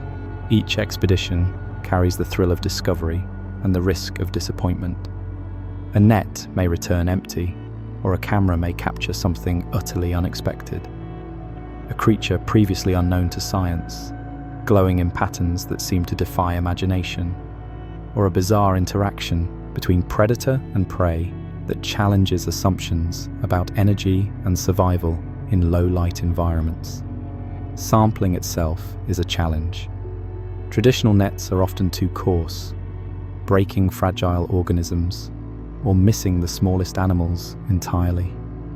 Specialized midwater trawls, with fine mesh and gentle handling systems, are designed to capture soft-bodied, delicate animals like lanternfish, gelatinous invertebrates, or tiny migrators without destroying them. Even then, scientists often have to contend with what could be called the Twilight Zone effect. Animals appear different when removed from their environment. Pressure, temperature, and oxygen levels all shift during retrieval, sometimes altering behavior or causing tissue damage, which means researchers must interpret results carefully. Data analysis adds another layer of mystery. Observations from cameras, sonar, and collected specimens are cross-referenced, revealing patterns in abundance, movement, and behavior. Despite decades of study, however, the Twilight Zone continues to challenge assumptions. Each discovery seems to raise as many questions as it answers, reinforcing the sense that this midwater world operates under rules that are alien to surface dwellers. Even familiar species display behaviors that are context-dependent, shaped by low light, pressure, and scarce resources in ways that cannot be predicted from surface observations alone. Yet the challenge is precisely what makes exploring the Twilight Zone so compelling. Every dive, every dataset, is a chance to uncover something entirely new.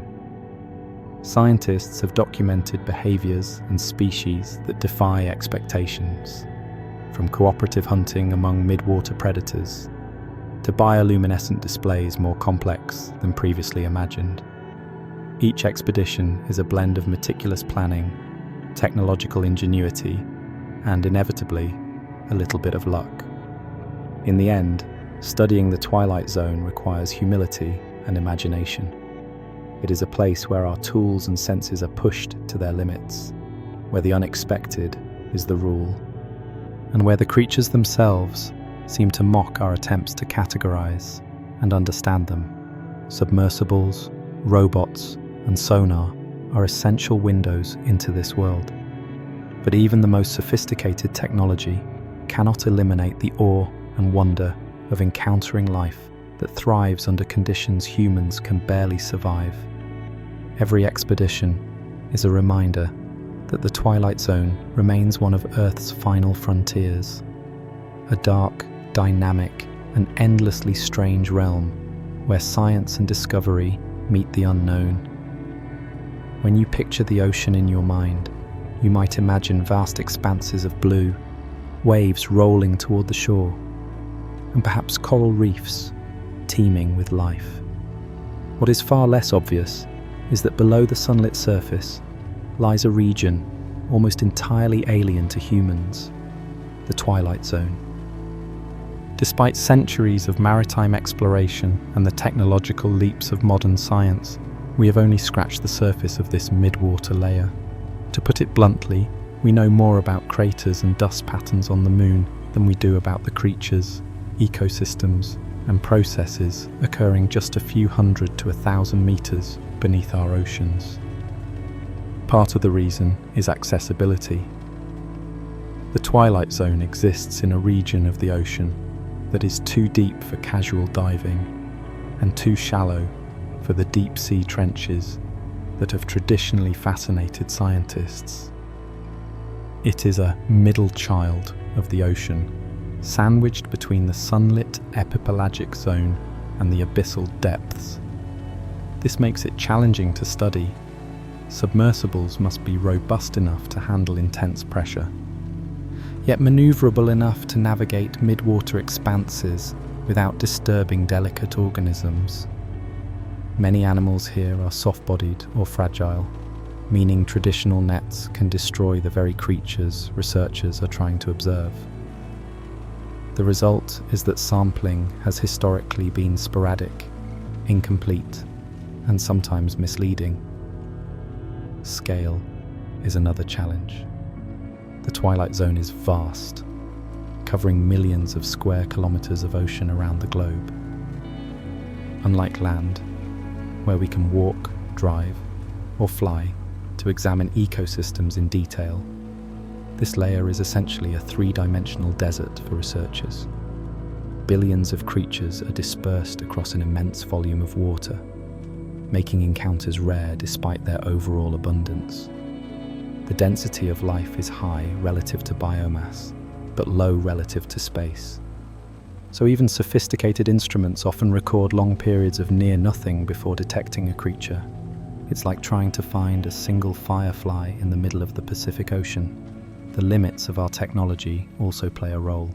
Even with submersibles, remotely operated vehicles, sonar, and advanced imaging systems, we are constrained by logistics, funding, and battery life. Deep diving vehicles can only remain at depth for hours, not days, limiting observation windows. Lights and cameras can disrupt natural behaviors, while sampling gear risks damaging fragile animals or altering their environment. Moreover, most of these missions are expensive, requiring ships, crews, and support infrastructure that are not always available. Every expedition into the Twilight Zone is a complex, resource-intensive undertaking, which means opportunities to study it are relatively rare. Part of the mystery also stems from the elusive nature of the organisms themselves. Many species in the Twilight Zone are tiny, transparent, or nocturnal, appearing only under specific conditions. Some migrate daily, making their presence fleeting. Others are patchily distributed, concentrated in swarms, or along environmental features that are difficult to predict. This variability makes it difficult to estimate species diversity, abundance, or behavior accurately. Each observation offers a snapshot, but constructing a complete picture requires countless such snapshots taken under diverse conditions. Even what we think we know is constantly being revised. New species are discovered on nearly every expedition, from gelatinous predators with bizarre appendages to previously unknown bioluminescent fish. Genetic analyses reveal hidden diversity that visual observations alone cannot capture.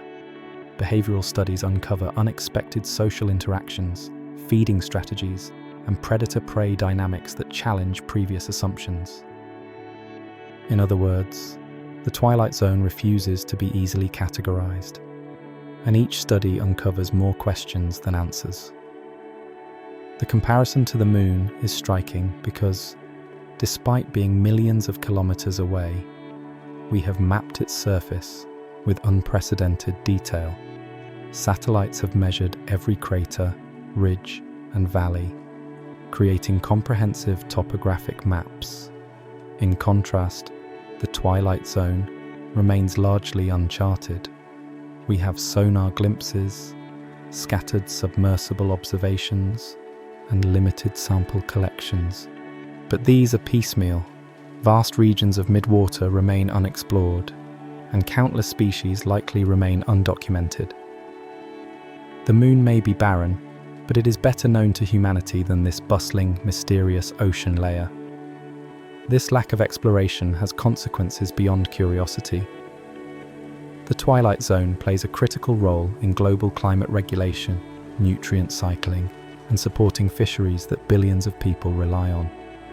Without understanding it, we risk mismanaging the oceans, overlooking environmental changes, or underestimating human impacts, such as deep-sea fishing, pollution, and climate-driven shifts in productivity. Knowledge gaps are not just academic, they have real-world implications for the sustainability of the planet's ecosystems. In short, the Twilight Zone remains one of Earth's last great frontiers.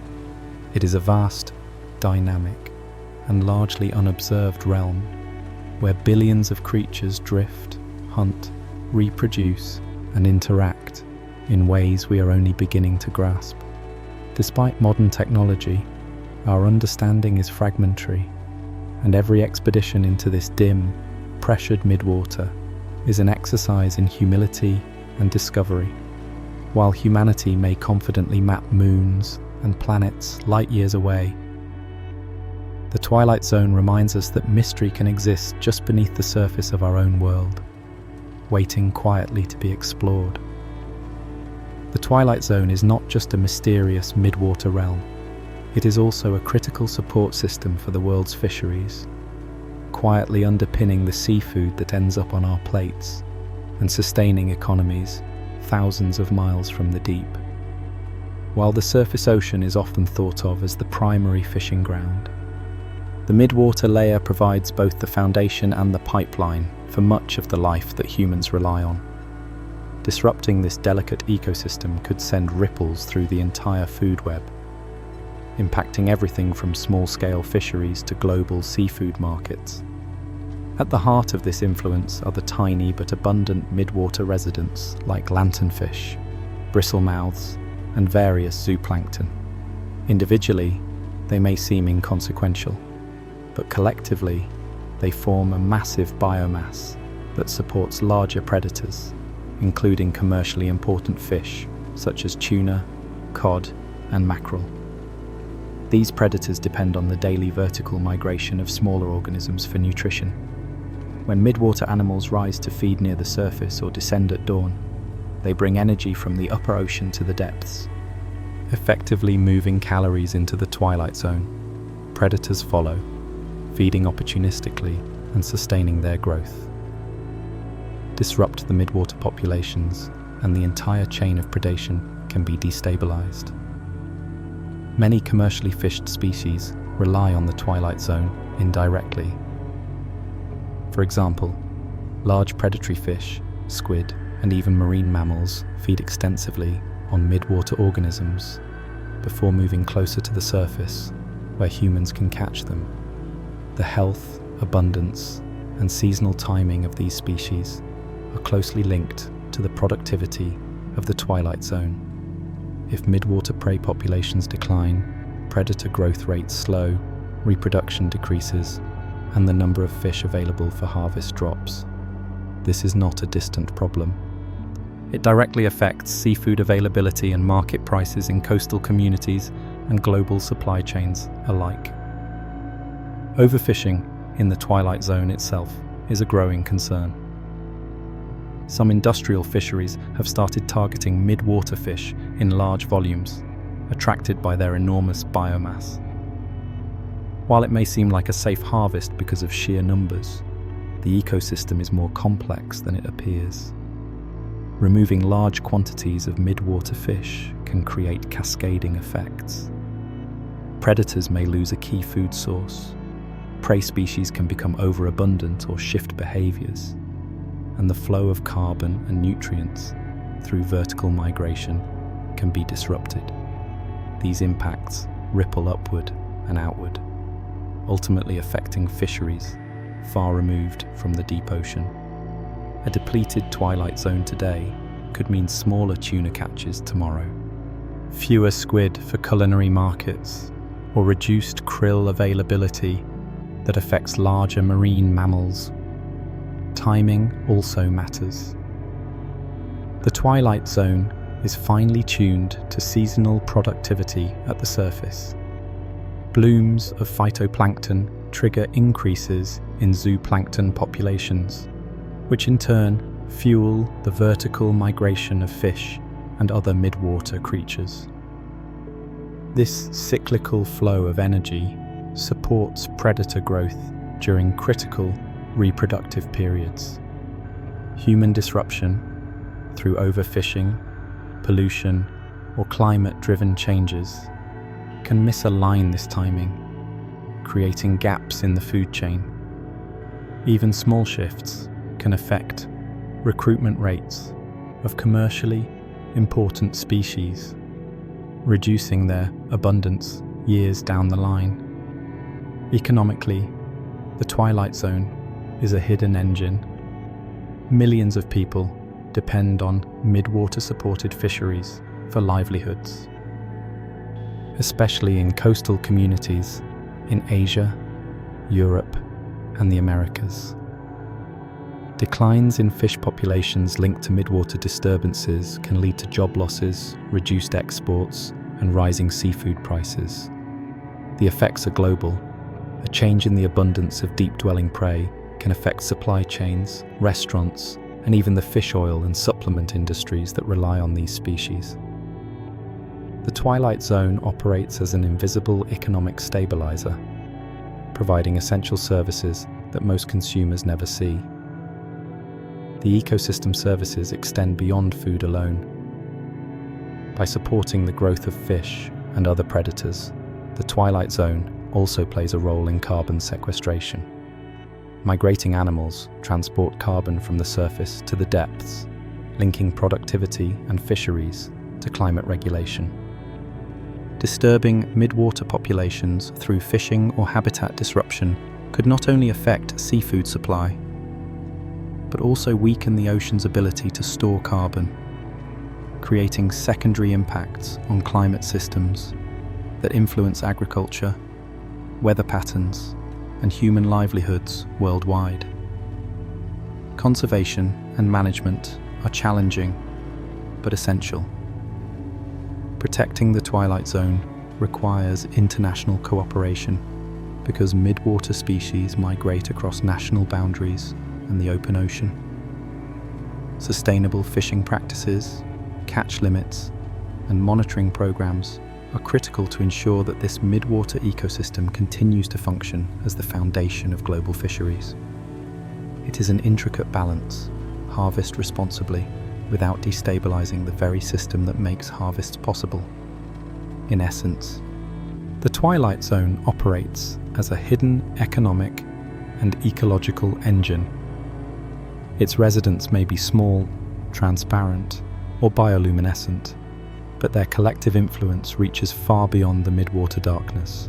By supporting predators, facilitating energy transfer, and sustaining vertical migrations, the Twilight Zone underpins fisheries, economies, and dinner plates across the globe.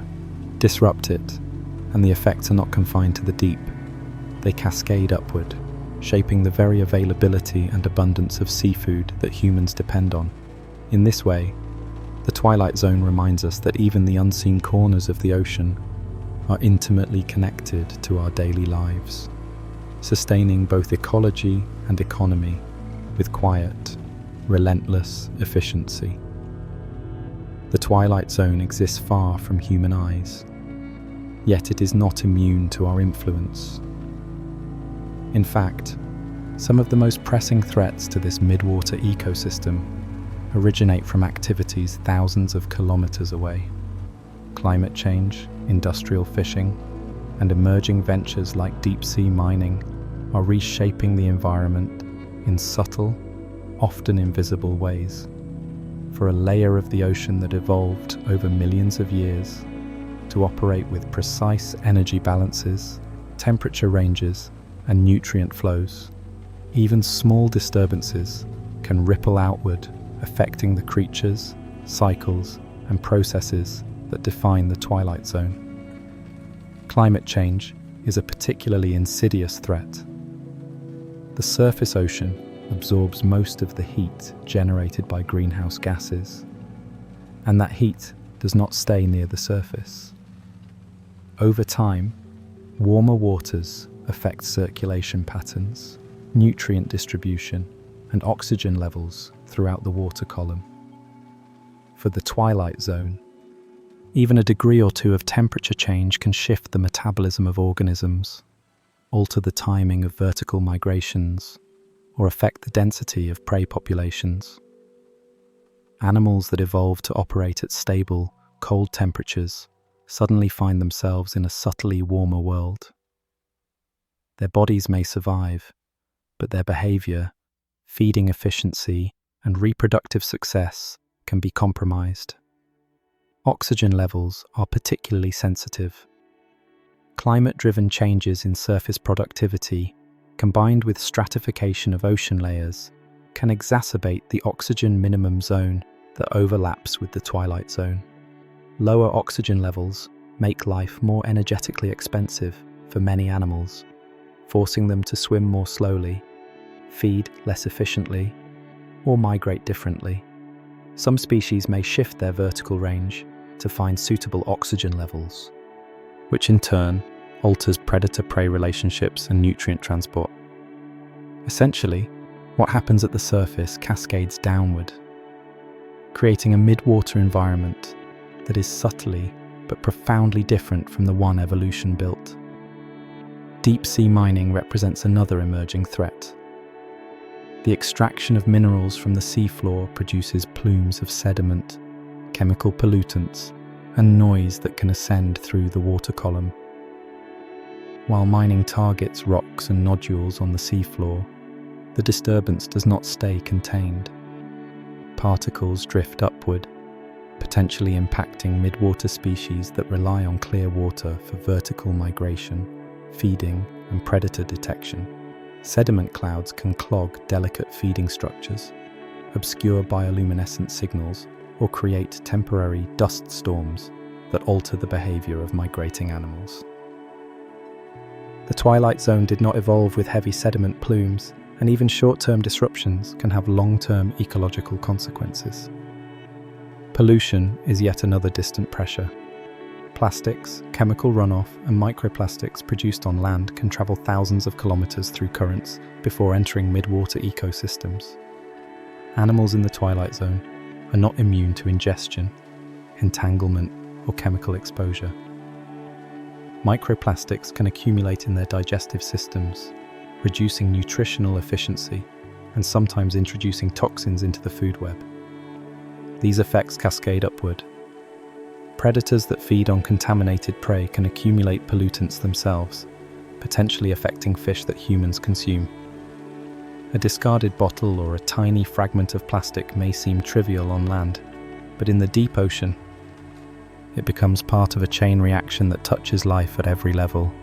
Even industrial fishing, though often surface-focused, can alter the Twilight Zone indirectly.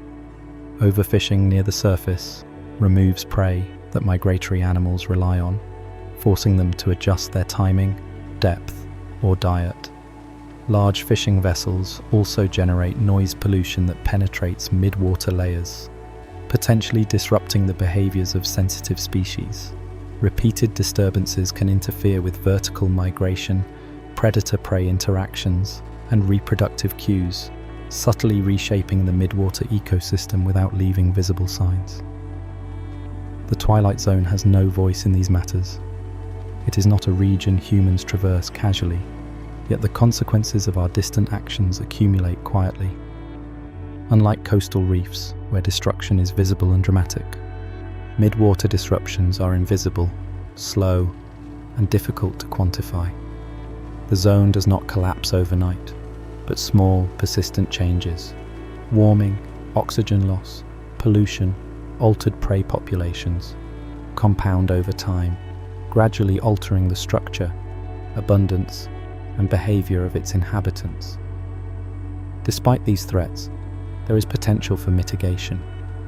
Understanding the Twilight Zone better through monitoring, research, and responsible management can inform policies that minimize impacts, limiting carbon emissions, regulating deep-sea mining, enforcing sustainable fishing practices, and reducing ocean pollution are all ways to help preserve this mid-water realm.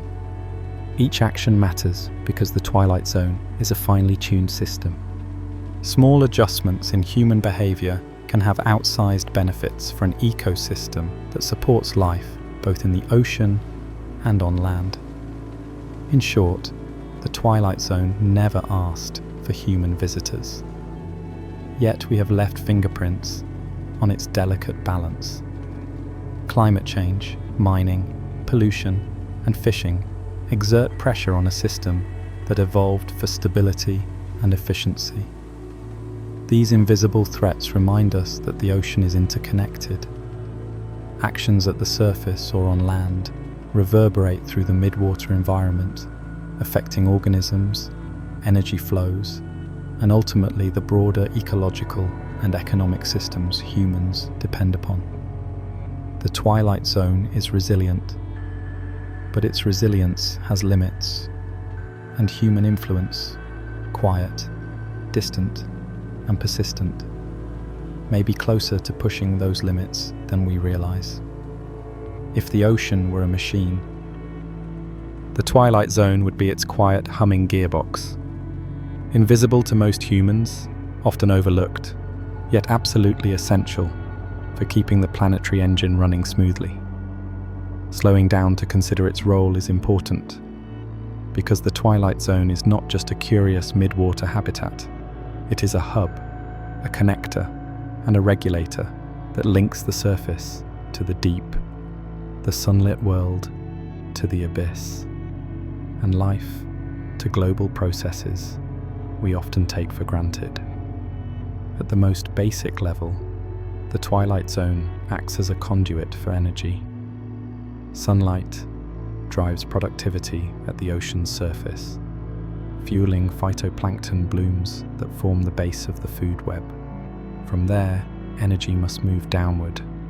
It doesn't just sink passively, the animals of the Twilight Zone actively transport it. Zooplankton, small fish, and other midwater organisms feed near the surface, converting sunlight-fueled nutrients into mobile biomass. Then they descend, moving energy into the darker layers, distributing it to predators, decomposers, and the vast array of midwater life. Without this connection, the surface ocean would be an isolated pocket of energy, and the deeper layers would starve. The Twilight Zone is essentially a living conveyor belt, moving life and energy in both directions every single day. The vertical migrations alone illustrate this beautifully.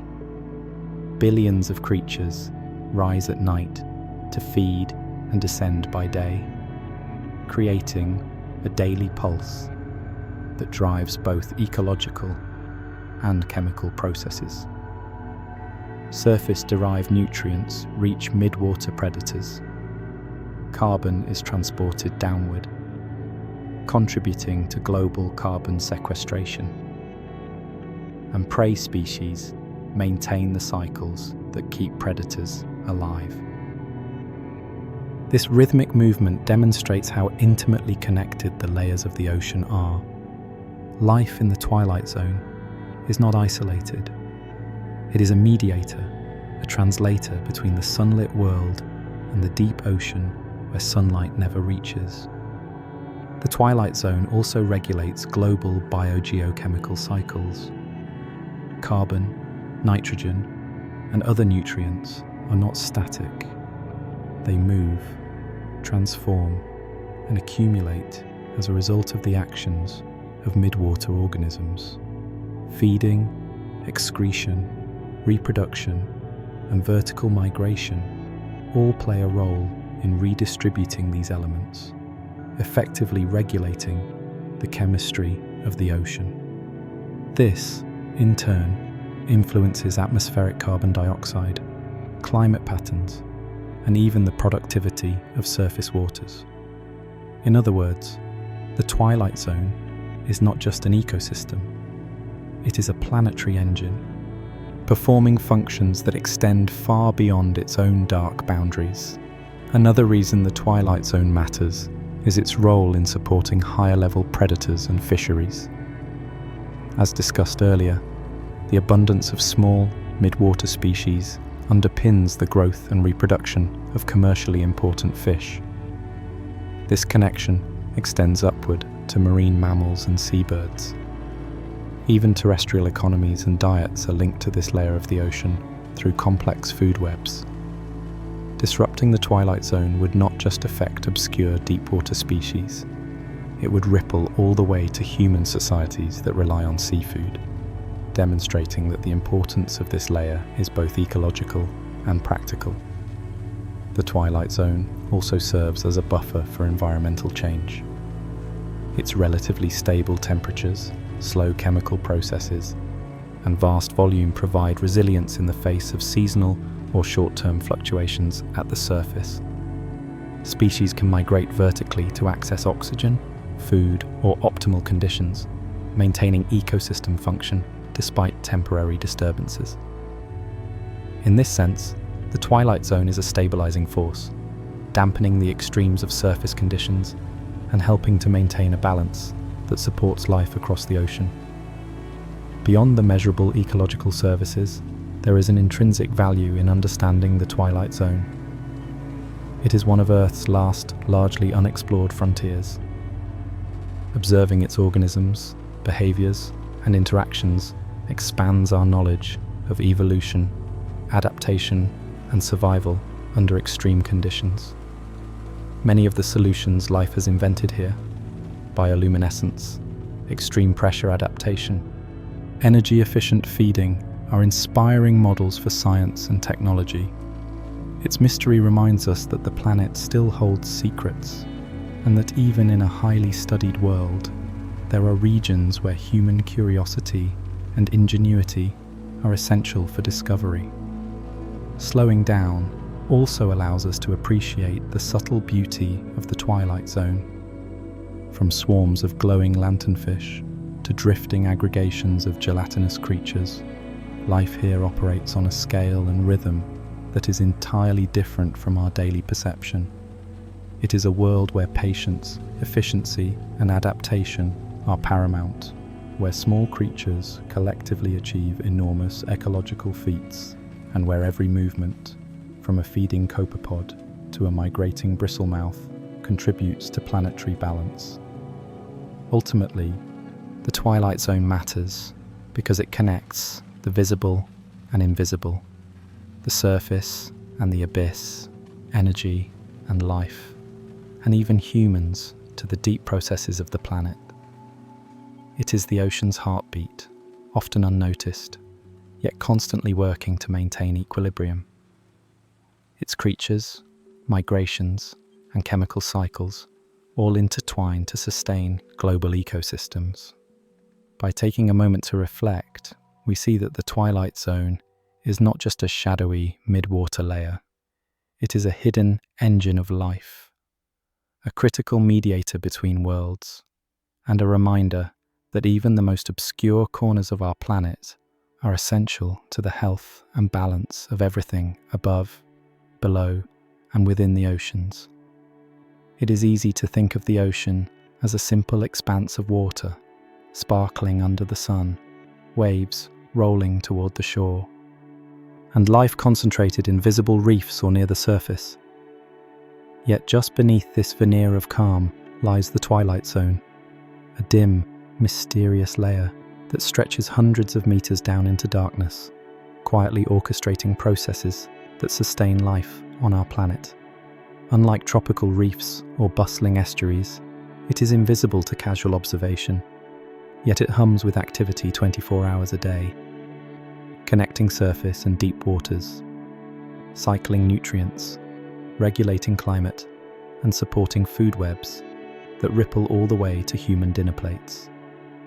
Its importance is immense, and yet it is largely hidden from view. One of the most remarkable aspects of the Twilight Zone is its ceaseless motion. Billions of creatures rise and fall in a daily rhythm, performing vertical migrations that move energy, carbon, and nutrients through the ocean. From tiny copepods and bristlemouths to lanternfish and squid, each organism participates in this grand movement, transferring the products of surface photosynthesis into the dim midwater and back again. This activity drives global processes that no human-engineered system could replicate at the scale and efficiency of these natural migrations. In effect, the Twilight Zone functions as a planetary engine, operating quietly, invisibly, and without fanfare, sustaining life in ways that we often take for granted. It is also a world of adaptation and ingenuity.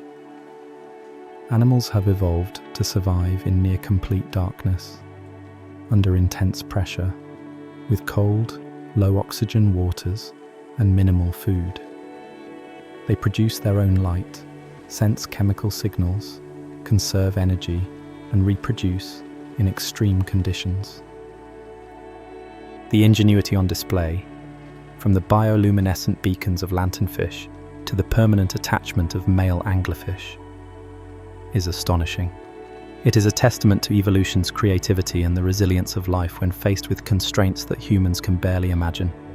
In these adaptations, the Twilight Zone is a classroom, offering lessons about problem-solving, efficiency, and survival under pressure, both literally and figuratively. The Twilight Zone is also a hub for the planet's hidden chemical and physical cycles. Carbon that would otherwise escape into the atmosphere is carried downward by migrating animals, excretions, and sinking detritus, contributing to climate regulation. Nutrients are recycled and distributed, feeding surface productivity and supporting higher-level predators. Oxygen-poor layers challenge creatures to innovate, shaping behaviors that in turn influence predator-prey interactions and energy flows. This interconnected system underscores a crucial truth. Even the most remote and hidden parts of the ocean are not isolated. Every particle, every organism, and every movement contributes to the broader functioning of Earth's ecosystems. Human dependence on the Twilight Zone is profound, even if unrecognized. Global fisheries rely indirectly on midwater species to sustain populations of commercially valuable predators. Biogeochemical cycles influenced by these creatures help regulate carbon and nutrient distribution, with implications for climate, agriculture, and life on land. Disrupting the Twilight Zone through overfishing, pollution, or climate change could have consequences that are invisible at first, yet far-reaching, affecting everything from seafood availability to carbon storage. The very existence of this unseen layer underlines how much of our world depends on processes we cannot directly observe. Equally striking is the scale and richness of life in the Twilight Zone.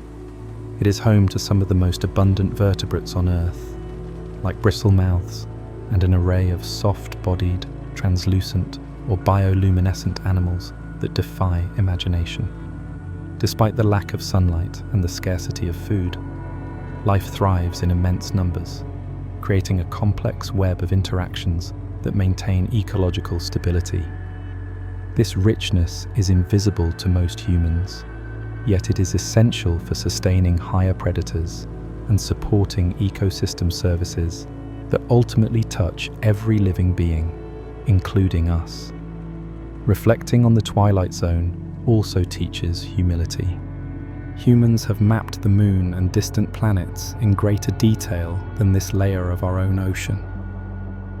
We have satellites, rovers, and telescopes exploring worlds millions of kilometers away. Yet the midwater realm beneath our waves remains largely uncharted. Its creatures are elusive, fragile, and often ephemeral, resisting easy study. Every expedition reveals new species, surprising behaviors, and previously unknown interactions. In essence, The Twilight Zone reminds us that even in a world filled with knowledge, there are still frontiers of discovery that are vital, beautiful, and largely unseen. Finally, the Twilight Zone is a reminder that importance does not require visibility. Its impact on life, climate, and human society is profound, yet it operates far from view, quietly doing the work necessary to maintain balance. In a way, it is a metaphor for unseen systems in general. Sometimes the most critical engines of life are the ones we never notice. The processes and organisms that operate quietly but efficiently, sustaining the world around them. In conclusion, beneath calm waves exists a dim, dynamic, and essential world. The Twilight Zone is a hub of energy, a regulator of chemistry and climate, a nursery for countless species, and a connector between the surface and the deep. Its ceaseless activity, evolutionary ingenuity, and ecological influence demonstrate that the most important places are often the ones we cannot see. As we consider its role, we are reminded that the health of our oceans, the stability of our climate, and even the abundance of life on Earth depend on a hidden, humming world beneath the waves. A world that works non-stop, without applause, to keep the planet alive.